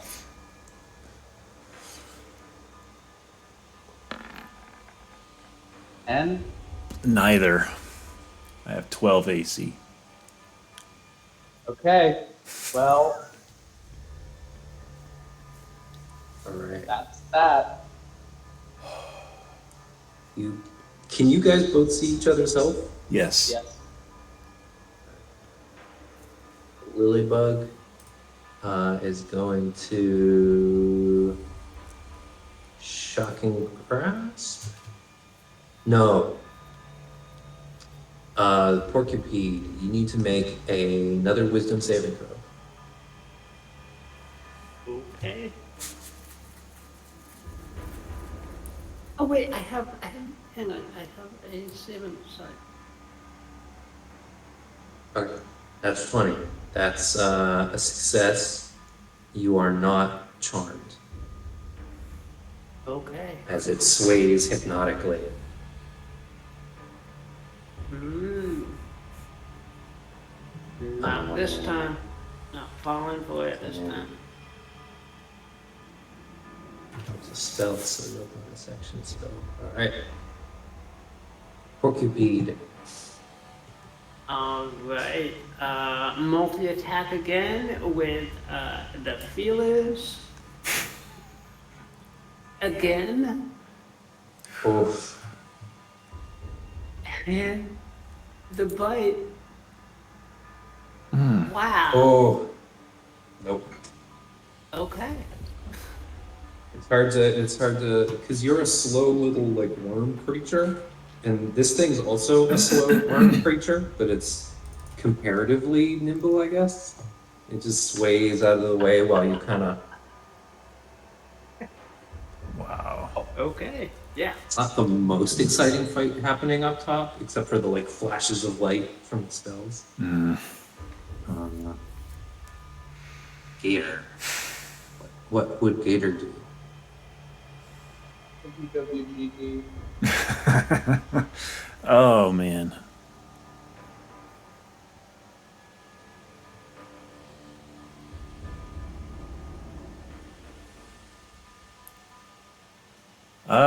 He's gonna go bite again. I was coming up with some sort of way to. Nope. Oh. Phew. And just because I have no other recourse, I'm not going to disengage. I will run 30 feet north, and you can take a opportunity for that instead. You might use the attack. Going to attack. Yeah. If you didn't disengage, then I did then not you can take an disengage. opportunity attack. I'm gonna One try in- to my tail one last time. That will It's 80. definitely hit. Yeah. That tail, and it's not a stinger. It's like a sword. It's like a swordfish nose. You want me to click on it? There we go. I got you. Yeah, can you do that? 8. Yep, he's down. Gator is down. If not dead, Yeah. its resolve is broken. No longer fighting. Okay. Scorpion is compelled to continue. Oh, Whoa!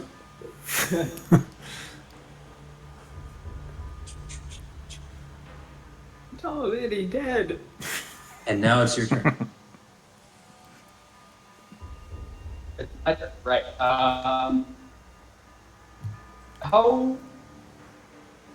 so these are like gates that are closed?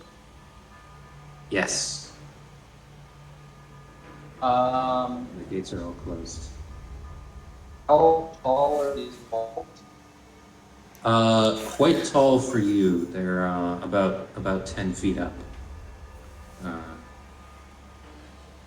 And they have a mild slope at the beginning, but they quickly become almost vertical.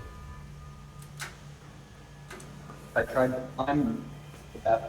Yeah, you can attempt to climb. I think at one hit point, it's reasonable that you have other concerns, even though you're magically compelled to fight. There's some survival instinct that's creeping in. Make an athletics check. I mean, I wouldn't. It doesn't mean I'm not going to fight anyone up there if I get up there. Right. Yeah. Okay. Okay. I'll just do straight dex. 18. 18. So actually, that's a 16 that you rolled. What would it be if you were adding your? You know what? Actually, that's enough. Even if it was just 16, because this would be a strength check. But yeah, you start Oh. scaling. Yeah, that's okay. It's a success either way. Strength would just be 17. It would just be one less. Oh wow. Right. Yeah, you start climbing. This gnome here kind of freaks out and backs up.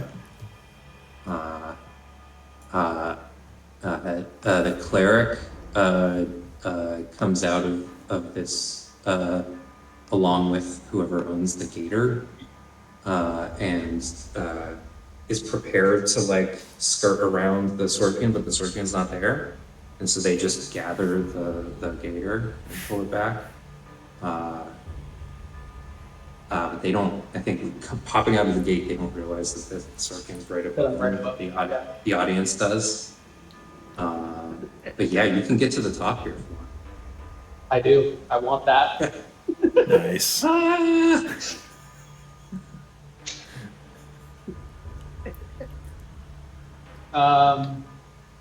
Yeah, how is that? That probably expends all my movement, right? I know that's only Yeah. 10 feet, but Yeah, that's but you're a very bug. fun.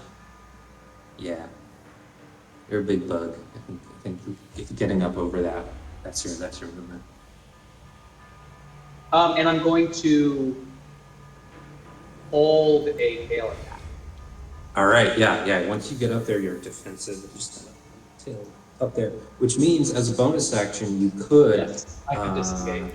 I did read that. or dodge. Or dodge, right? Yeah. Which, if you would like to dodge, so you'd have to do that. I was going to. I want to say, Mhm. if the first time that I hit the gator with my claws, I was going to try to hit it with the tail and then immediately disengage and climb up the wall. But you have to hold the attack. Oh, it says if you hold or hit with. Oh, I see. Okay. So you could. But I did hit with it, Okay. so I.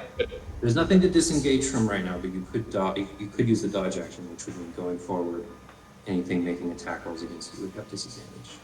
Basically, you're just full defense. Yeah, I'm gonna do that. Right. But I'm holding the tail. Yeah. It's a good. Call that a dodge icon. Lilybug is going to use its last spell slot to try and charm the porcupine. You need to make another wisdom saving throw. Oh, 18. and it's your turn. All right. One more time with the feelers and the bite. Oh, finally. 22? I'm just more of a feeler. 22, that hits. What happens when that Four, hits? 4 Constitution damage. saving throw.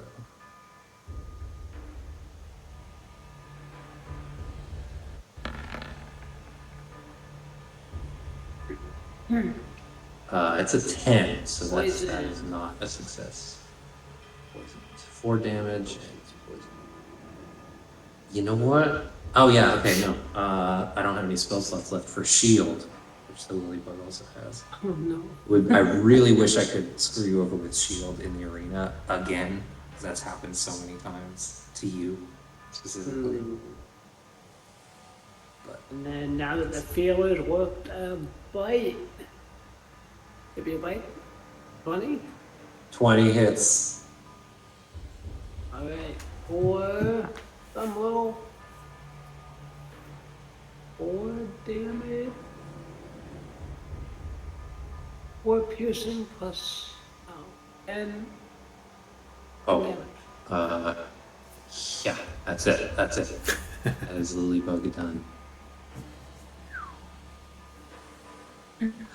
Wait, is that 6 poison on another failed constitution? Yeah, on a failure. 6 poison on a Oh, failure. okay. I mean, I'll roll the saving throw, but You know what? Actually, I will, because it could actually matter. That's a success, so it could have been an instant death. But Lilybug down. And looking around, as you are compelled to do, you don't see any immediate other animals in the ring, and the charm starts to kind of fade. I think stepping back, something happened after the when the Swordkin and the Gator were fighting. When the Gator went down, I think the Scorpion made eye contact with Ropert. And Ropert, you have watched crab fights before when you were younger, and you always loved to watch the animals. Yes. But for some reason, this time it's a little different. Like, it doesn't feel how you expected it to feel coming back to it.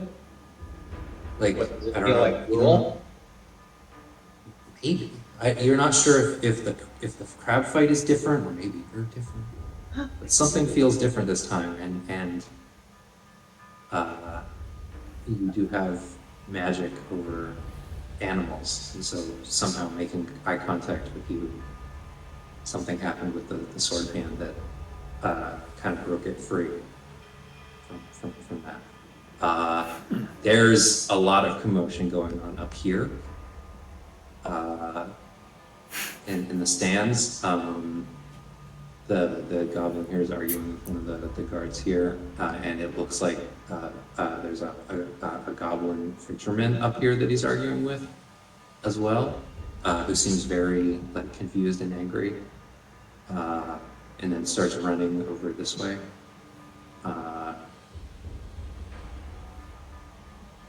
I mean, first of all, Porcupine has movement left over. What would it like to do?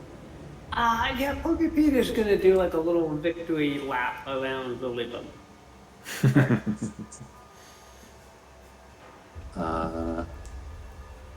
Swordfield, what do you want to do? Do I see any nearby openings or doors or anything? Yeah, there's stairs right up here. There's a lot of people over here, and less people over here. And I think this is the clearest way out over where I'm thinking now. Right.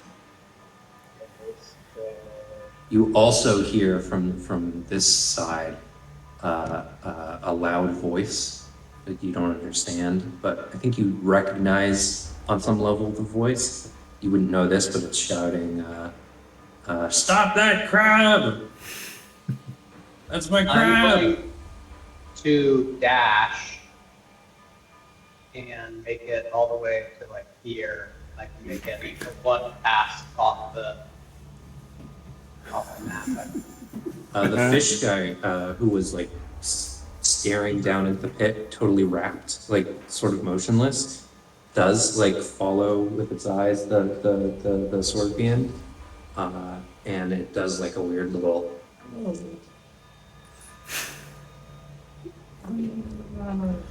And then looks back at the. Back the scorpion in any way?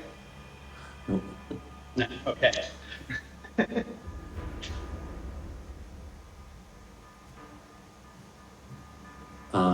It picks up this. There's a trilobite crawling around on the stands here. It picks up the trilobite and starts playing with it like a toy.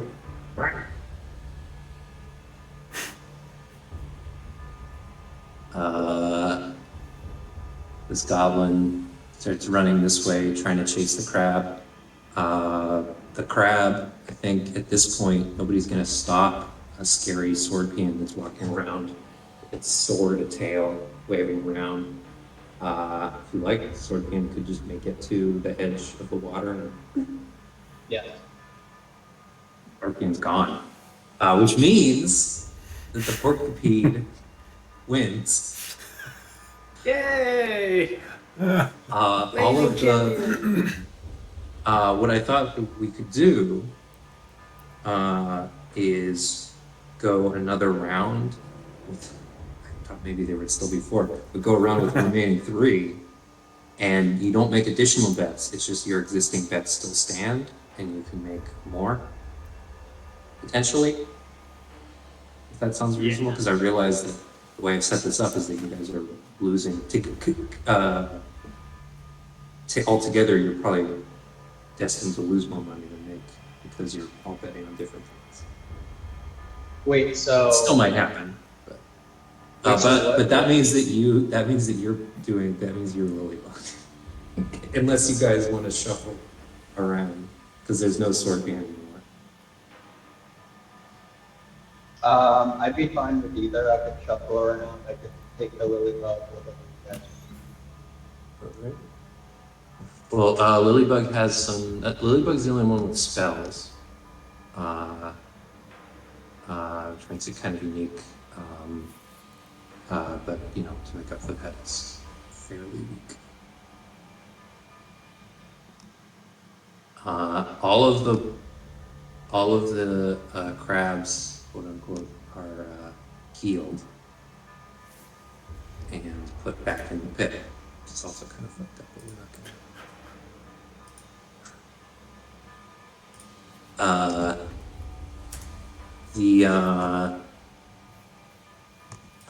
You get your spells back as well, because whatever.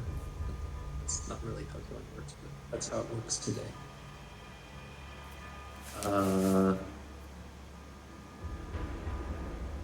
Yeah, the goblin in the red robe, or the red cape, is being yelled at by this goblin over here. And is also kind of suspiciously looking around, but isn't really sure what they're looking for. They also seem confused to why the Scorpion suddenly up and left. How suddenly up and left.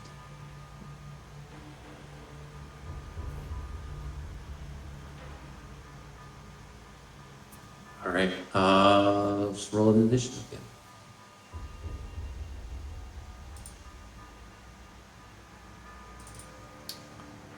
Right. And if you would like to transfer your bet onto the Lilybug, I would allow that. Are they? Well, first of all, Porcupine won, which means Malthar gets 200 gold? Okay, for doing 1 in 4 odds. Is it one? Right, it's 1 in 4, so I guess it would be. Oh, is he going 1 to 4? I don't know.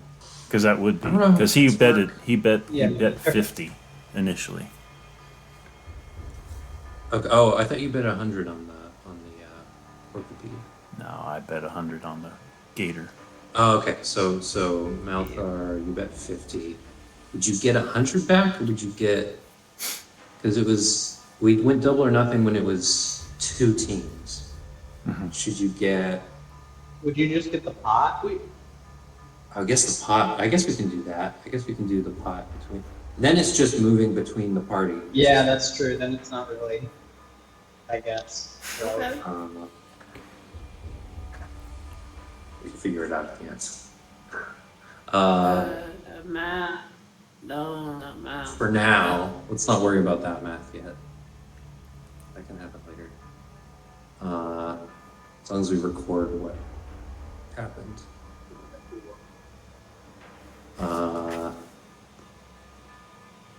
Yeah, let's see initiative. So this time it's Gator at 20, Lilybug at 5, Porcupine at 3.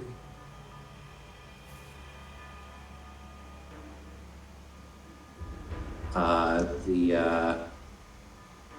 goblin comes down and kind of does its magic again, does their magic again, but like harder. Re-ups, hoping that it'll work this time. and then runs up to this ladder because they've already used the cape, and brings the ladder up with them.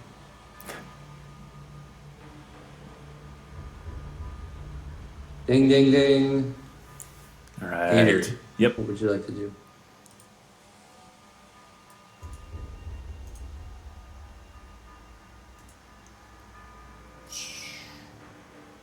Straight for the. I have bloodlust in my veins. Yeah, when the gator moves, it is like the way that an alligator, there's like just a big splash Yep. because of its Tail tail is just going nuts. flapping. All right. And it's even more tail heavy. It's fishy, it's got a wider tail. than Oh, most that's of it. probably gonna miss. A 10, yeah, a 10 is going to miss. I think this might come into play as you try to do the bite. I'm gonna say no if the attack doesn't Okay. land. Because the intention Okay. there is that it's Yeah. sort of a, if you get hit, they take damage too. That makes sense. That makes sense. Yeah. Next up, Lilybug. Oh, I see.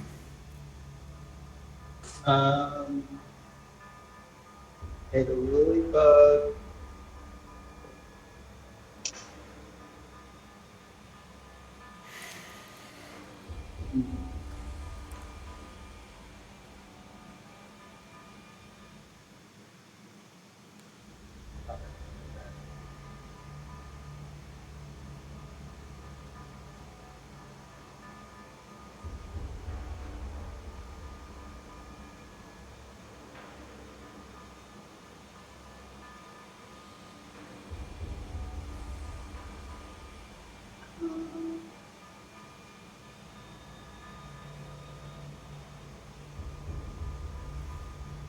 Going to.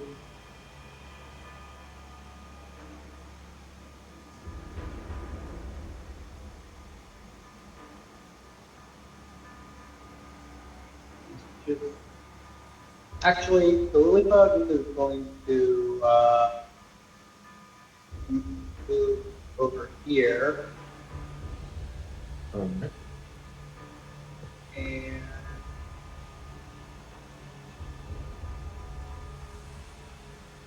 can you hold the spell?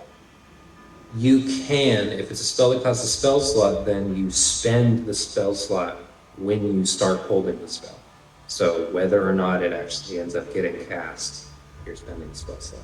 I'll point out that I'm pretty sure the longest range on any of your spells is like 60 feet, maybe 30 feet. So you might be holding it a while. Spell. Yeah, well, I want to hold Shocking Grasp. All right, that's a melee spell. Yes, I want to touch. I have to touch somebody, Okay. right? Yes. All right.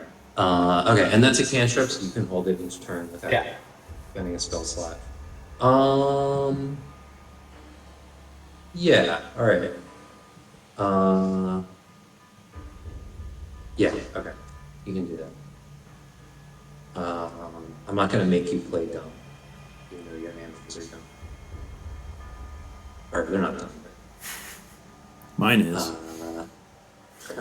Which is funny because the gator is definitely, it being like a vertebrate.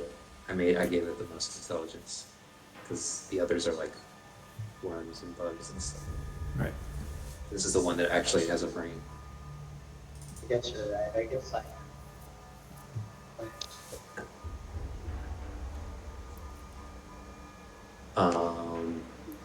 But also you're very fragile, so instinctively it doesn't make sense that you might hang back and watch what happens. Next up is Porcupine. All right. The porcupine, feeling the gator swimming up to it, is going to try to do feelers and a bite towards it. Feelers. And Feelers will 16. touch. Yes. okay. for 1 poison damage and a con saving throw. Yep. Ah, I've got good. This into the good con. Yeah, yep. That's You like- managed not to be affected. The one saving throw I'm proficient no. in. So that's just the one, Poor just the little one damage. invertebrate Yeah. worm is in trouble now.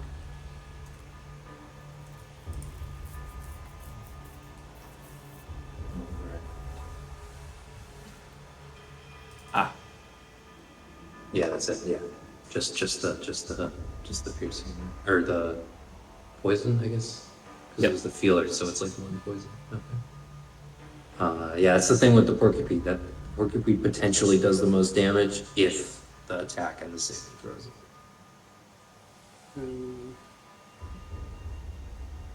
Gator.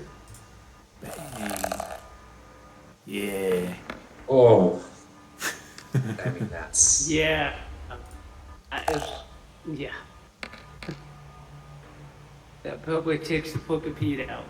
8 Oh. 8. does not. But that's not the end of the attack because you do have a bonus action now. Oh, yeah. You get it. Yeah, I will take that. And you also need to make a Constitution saving throw. Gator does. Oh, do I? Mhm.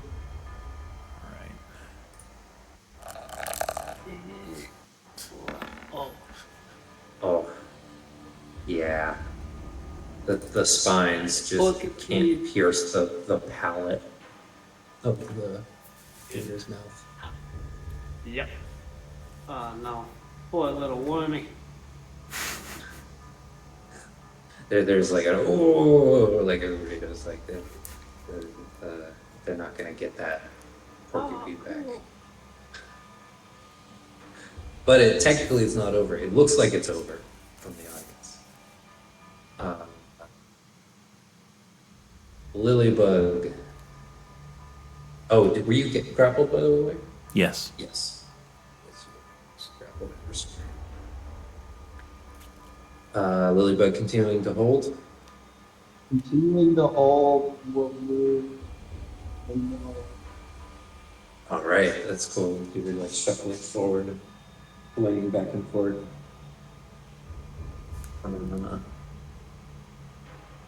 Bead. Any Alright. turn this around? Grappled and restrained. I mean, I gotta try to go with the feelers and the bite once again. At disadvantage. Feelers, waiting for it to go. Think I hit it.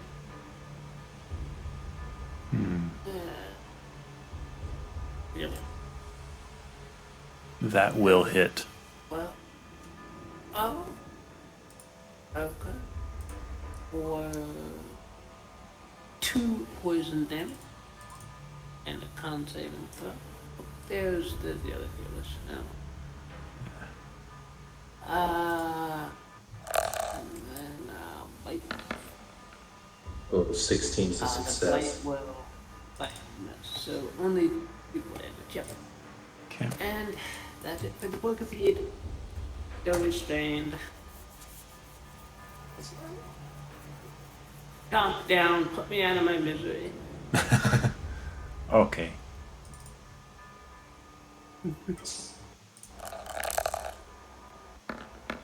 Yeah. Yeah. That'll hit. For 5. Yup. Yep. Punching into the worm. It is dead.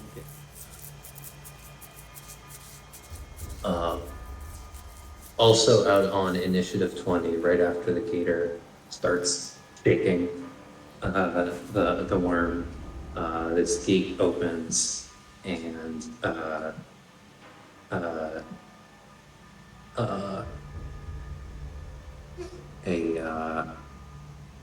gnome in khakis runs out He's like, that's enough, that's enough. Come on. You know, and tackles the gator and starts like wrestling the worm out of its mouth and hands it to the owner of the worm, the person who wrestled this gator some time ago came out and wrestled somebody else's porcupine out of the gator's mouth. And then the gator's free to go. If you'd like to make an opportunity attack as the gator wrestler leaves the ring again. I was hoping to can. get a nip at him.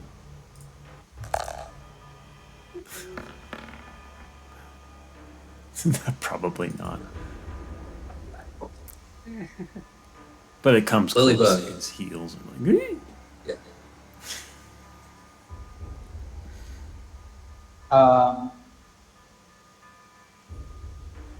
One assumes that the gator has turned its attention towards me.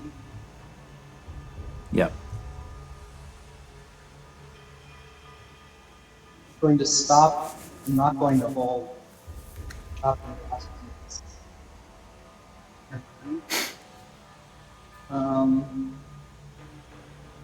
Some ranged, I think. I'm going to cast Dazzle. So, Okay.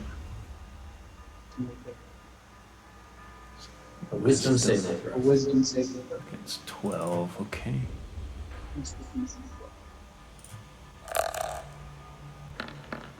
Ah, 13.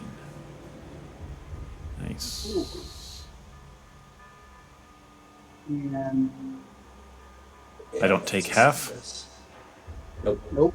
Okay. not on the cantrip. That's it. Alright. Oh, maybe actually, Oh. sorry. It's okay. I'm gonna move back. Yes. Okay. That's funny. Like coming into range to attack. Oh, is that too far now? Yeah, that's totally too far. I come this far, and that's it.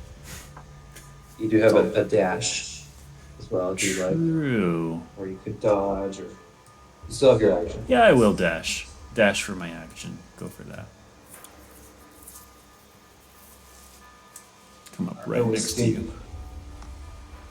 Lilybug.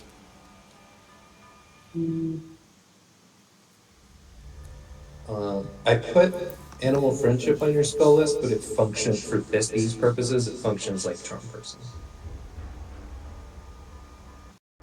I'm going to touch the gator with shocking grasp. 20. Definitely. Ooh. That's 1d8, and you cannot take 3 reactions. lightning damage. No reactions until the start of your next turn, which means no opportunity attacks. Right. I'm going to move.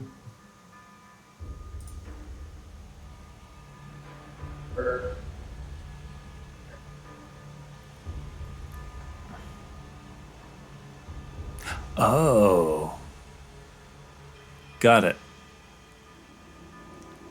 Cool. When the lilybug swims, it like its body kind of goes under the water and just its head, the frills on its head become like jellyfish kind of pulses. Cool. It swims around feet first, and then plants its feet on the ground again, and its head kind of emerges from the water. Not that it exactly has a head. Gator. Mm-hmm.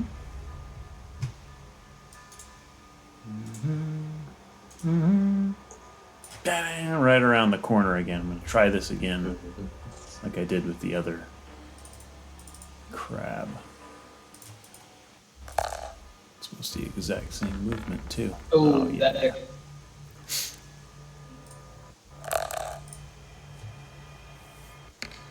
Yep. And But you only have a bonus 5. action. Yeah. Yeah. Grapple. It's a The strength, Ladybug right? does have shield, but I'm pretty sure that's a high enough attack roll that shield wouldn't matter. Well, I would have to cast it, right? Yeah. As a reaction, but it only boosts your armor to 16, I think. Oh, you cast it as a reaction. I didn't realize Yeah. that. But yeah, it wouldn't matter now. No, I know you wouldn't matter. Okay. You have to make a strength or dexterity check. I'll make a fix.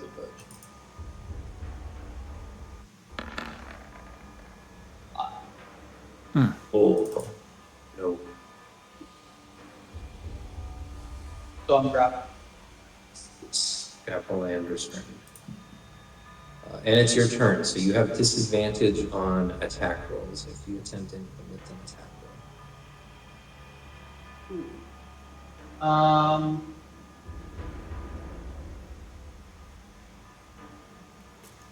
And what do I have to do to try to get out of It would be another strength or dexterity check, and it would be the same thing. It would be contested against the giver strength. Now, I could use Dazzle, because that is not an attack roll. Would that, if I hit with that, it says if it's concentrating, it takes damage from the cantrip. Creature has disadvantage on the saving throw they make to maintain their concentration. Would that also count for grappling me, or no? No, but it would give them disadvantage on their next attack, that's the only way that the gator does damage. Okay. I'm going to cast Dazzle to make a wisdom saving throw. Well, Their little beady fish eyes are filled with illusory bubbles bursting, fireworks. Yep. I'll just roll that saving throw. I will, so that Yep. a 1d6. 1. Okay. And disadvantage. Got it. The fish guy starts hopping over here and holds under the ledge. So watch closely.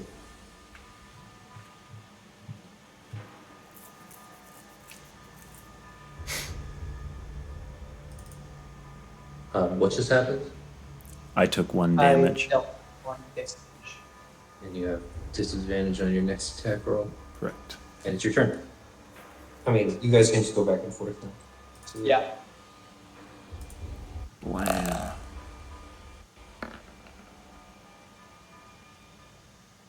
16 hit. A 9. 9. you do have a reaction to shield this. But 16 would still hit. No, but I have disadvantage. No, It's it a wouldn't 9. actually. Oh, disadvantage! No, I will cast as a 9. reaction to shield. Oh wait, 9. Oh right, sorry. Disadvantage 9 misses doesn't it. hit. Yeah. Yeah, Right. 9 misses anyway. But it was, sorry, I always forget this. If I had shielded, it would have been 16. Who would that have broken towards? It still would have hit because it would have made Okay. it would have made your armor 16, and a 16 attack roll hits a 16 armor. If you meets it, beats it is the expression. Cool. So Lilybug, it's your turn, and you have guidance. A 1d4 that you can add to something. What? Right. I'm going to. It's not quite the spell guidance. It's just a d4 that you can add to a d20 roll. Right, yes, I see. And you can do it to yourself. I see. Okay. Yeah. I'm going to make a dex save. Now, this get out. isn't a spell that you cast on yourself. This is just something you have now. Yeah. Going to get out of it. Well, I will And you guide. can just roll a d4. Well, plus Ooh, 4. 16. 16. Definitely. The 12 would have hit as well. Oh, well. Well, is that right? In any Oh, event. you're breaking the grapple, or is that over? The grapple. Yeah. I was you- breaking you the have grapple. Oh, then Roll I need strength. to, then I need to contest that. 16 by That's- 16, but it's I think meets it. I think that this qualifies as meets it, beats it. I think that maybe, I think so even too. though it's contested, I'm gonna put that in favor of the one trying to escape. I feel like Agreed. in general, Agreed. that makes more sense. Okay. So now I'm you're free. free. That Uh, was your action. yes. I am going to. You have one bonus action.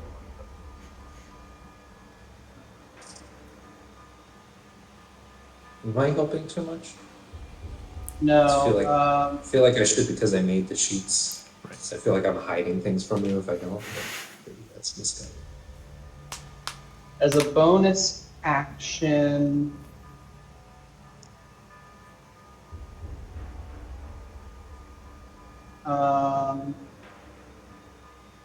Alright. The bonus action, I'm going to cast Healing Word on myself.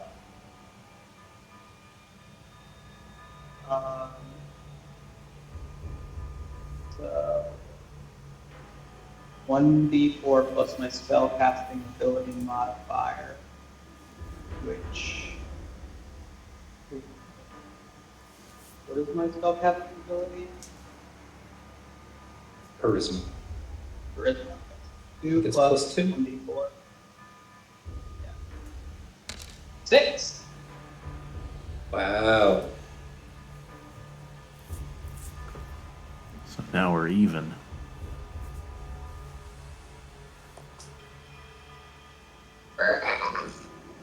The fish is like squawks down at the ring. I believe that is not.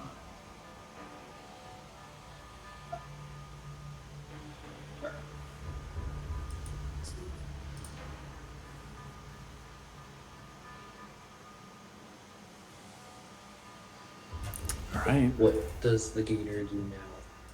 Same thing. Just Yeah, I guess I didn't give the gator that many options. All the others. I that- could disengage and okay. flee. 6. Oh my gosh. 6. Oh, Wow. Good thing I did that healing word. Right.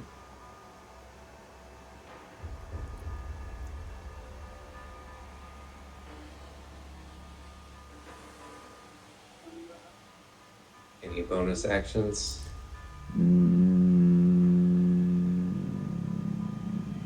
No. It didn't taste the best. Not a lot of meat. Lilybug.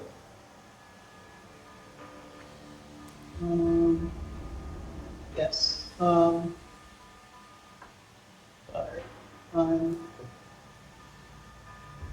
Let me click on my. Can you take the 6 out of my? Let me click on my token right now. Oh yeah, yeah.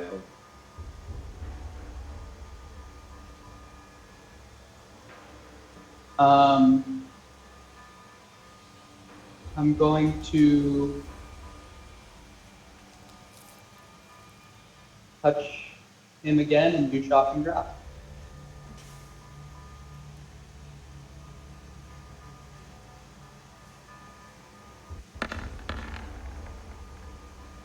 Eight.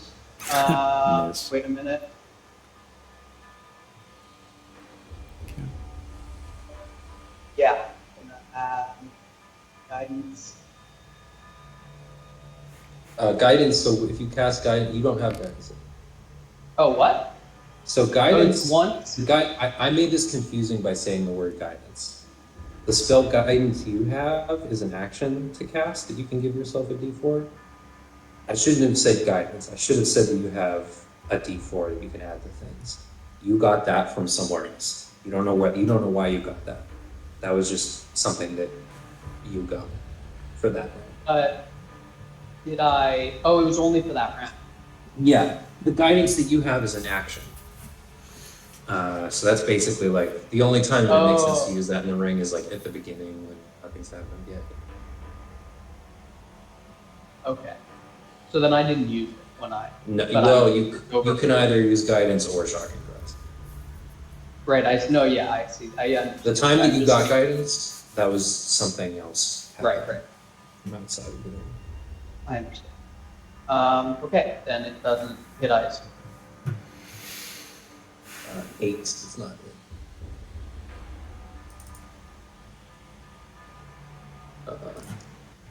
Anything else? Sorry, I rushed. It's a 15 if you have any spell slots left. I will as a reaction use shield, which brings my thing up to.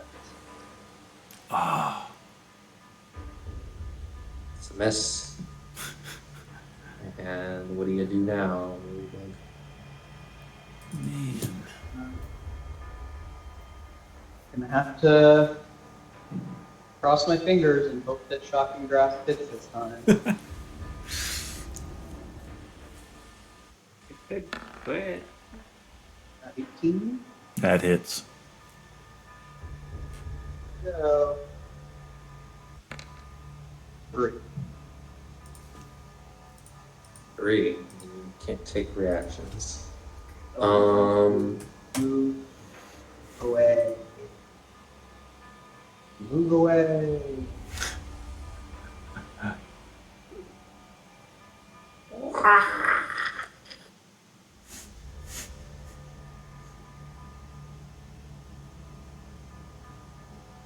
Wait.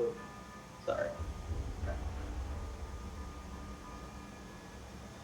Move over. The fish is not the only one that's cheering. It's getting very interesting. People also cheered for the guy who came in and wrestled the gator.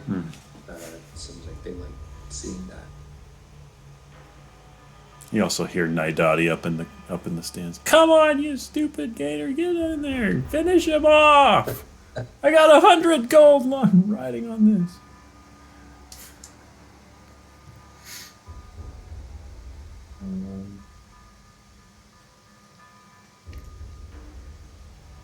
All right, and what's this stupid gator do? Right up, chase him down, chase him down.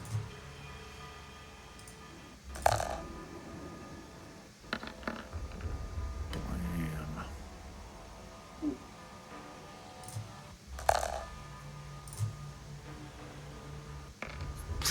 There's that. Yep. That's it.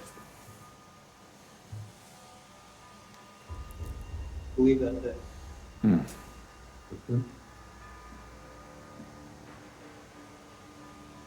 And in Oh yeah, that's it. And that's actually, I think that's an instant death, right?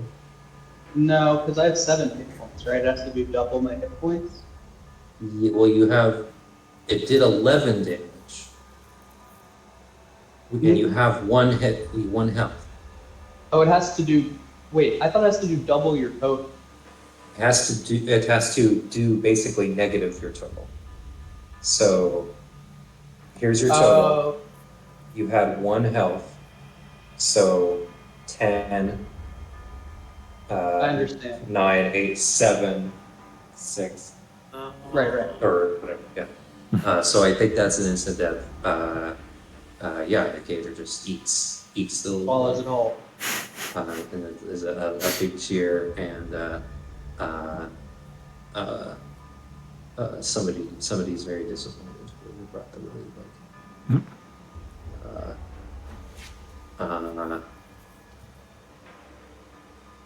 I literally.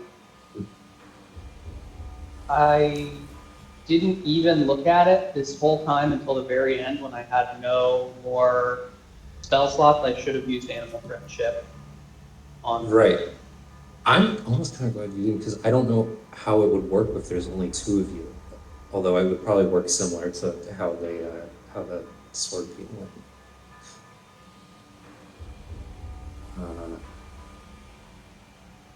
Because you can't command another creature to like hurt themselves, so it would. Yeah, but I could command it to stop attacking. Yeah.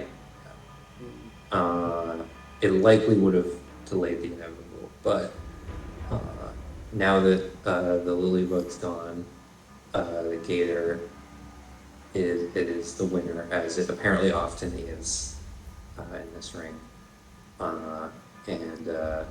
Wait, what's that from the top rope? The Scorpion is back! It pees in the water to like mark its territory or whatever. Yeah, and as everything closes up and the bets are dealt with, the red-cheeked magician who was able to mind control the animals is still like looking around, like what? Somebody out here. Neither made nor lost any money between those two. I made money on the first one and lost it all on the second one. That's how it goes. It could be worse.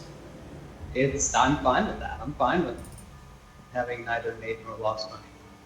Yeah. Considering Preferable to losing money. Yeah, considering we just made up the betting rules on the spot. Could have gone so much worse. Right.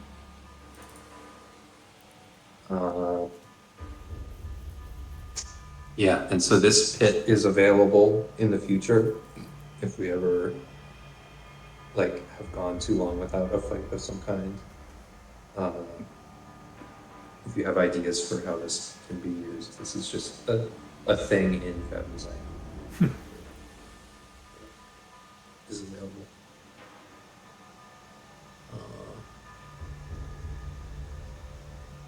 I think I don't exactly have anything else. I just wanted to do that, and I'm not ready to run the adventures, any of the adventures that I offered you, but I wanted to get them after finally. Yeah. Yeah. We are going for The slime one, I think? slime. Yeah. Which means that you'll have, yeah, I think this one doesn't offer, some of them will offer a budget for like supplies and whatnot. I think this one doesn't, but instead of that, they're offering, you won't have to pay for travel or amenities once you get to Gourstain. They'll set you up in Gourstain. Paying for travel, I guess that means that they'll like pay for a boat or a ferry, although I don't think there's a ferry that takes you that far. There's probably a ferry. You might be able to get a ferry to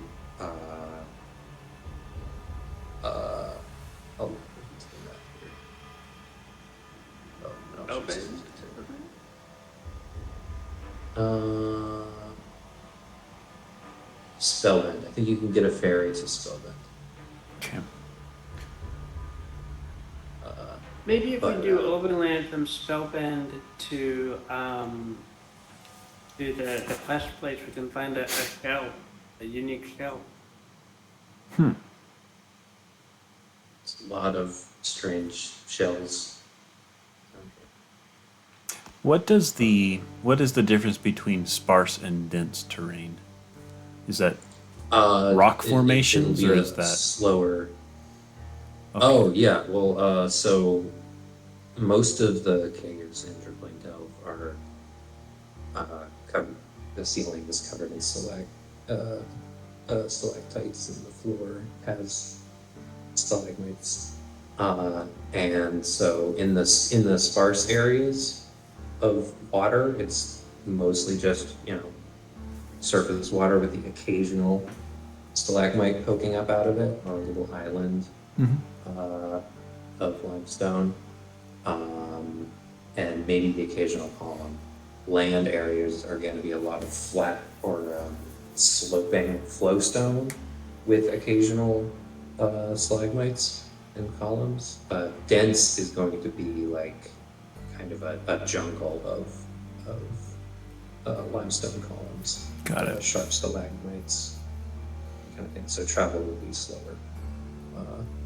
And taking a boat is going to be like taking a boat through mangroves. Okay. And the spring is like a landmark, basically. That's the whole entire cave is a spring. There's stalactites everywhere that drip water, but the springs are areas where there's a lot of water coming. And of course, there's one up at the top of King. But that's not the only source of water. Everywhere in the caves, there's water coming through the ceiling, but then there's also rivers flowing into Cambury from the Silleries. The water comes from the Silurian forests of limestone. Mm-hmm. They're not forests traditionally because there's no trees, but they're called a forest. It looks an awful lot like a forest. Just very, very, very dense limestone columns, and there's a lot of things that live in there that aren't often seen.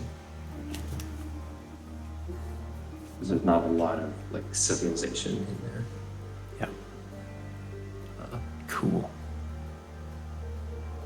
I might label a couple little villages. How long is it travel on land through a hex? If everything goes according to plan, I think, again, this is subject to change. I'm not 100% sure how this would work, but I think you should probably have like 3 squares of movement on land. And if you have a decent, I think if you're on a kayak, it's probably also 3 water movement. If you have a larger vessel, it would probably be 4. And the sparse areas, you're going to be able to move 3 hexes. 2, 3, 1, 2, 3, 1, 2. So it would be basically 2.5 days to Gourstain from Spelman. Okay. There's a couple villages on the way that you might be able to stay at. It's a fairly well-trodden road. It is on the edge of Siluria, so sometimes those places might be a little less safe, but it's generally pretty safe.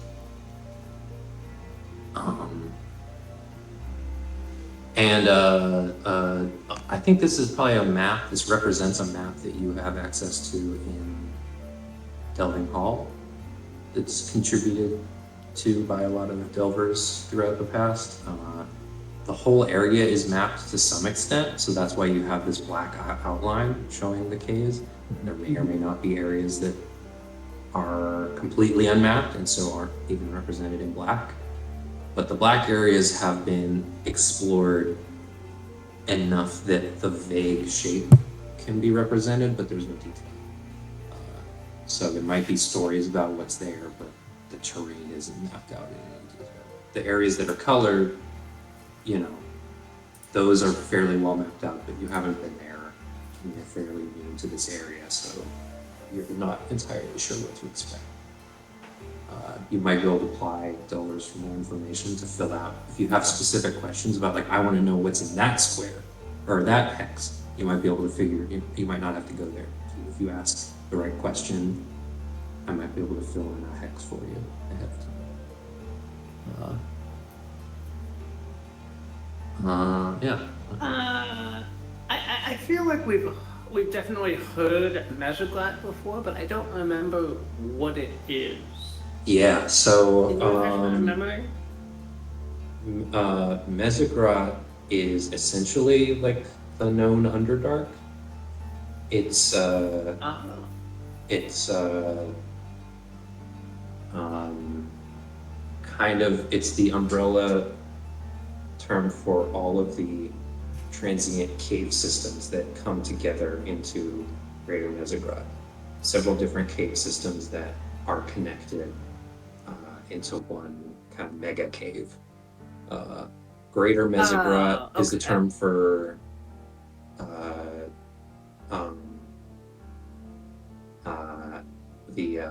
it's Greater Mesogrot. It's like Great Britain. It's like the whole thing, and Mm. uh, there's like Upper and Lower Mesogrot, which are the large basalt caves that are they have large chambers, lots of hard black basalt, and fairly like nutrient poor. There's not a lot of life living there except by the rivers. And then there's a couple other caves. There's you know there's another cave that like Karagwir is in, its own kind of cave. And then you're not exactly sure where Ungarat is, but it's further down in like lower Mesogrot. The old road, that's the thing, the old road spirals through Mesogrot. And then there's a couple other Okay. caves that are So we did connected go to that. through a little tiny bit of Mesoglot when Yeah, we kind of you traveled you down you cut to through Upper Pheasant. Mesogrot to get to Tripling Delph. Cool. Yeah, I haven't made it very clear, like the geography down here, but also, you know, as characters, there's not a great map of the whole thing. I'm working on one, but it's still like, it's hard to map the Underdark, so it makes No, sense that the space would this be a is little abstract. definitely enough for now to see the surrounding territory. Yeah. All right. I think that's it. I'll see. I'll try to be ready next week. I'll let you know how it's going. I will not be available this weekend. I know that for sure. But Okay. weekend after. We'll see how it goes. I might not be ready next week anyway. I don't know. I've done a little bit of prep on all of those missions I offered you, but none of them are quite ready. In the future, I might. It was difficult to like. It was more difficult than I expected to prep a little bit of a couple different missions because I'm used to going all in on what I know is coming. But it's an adjustment that I'd like to be able to make. Because all right, GG. GG.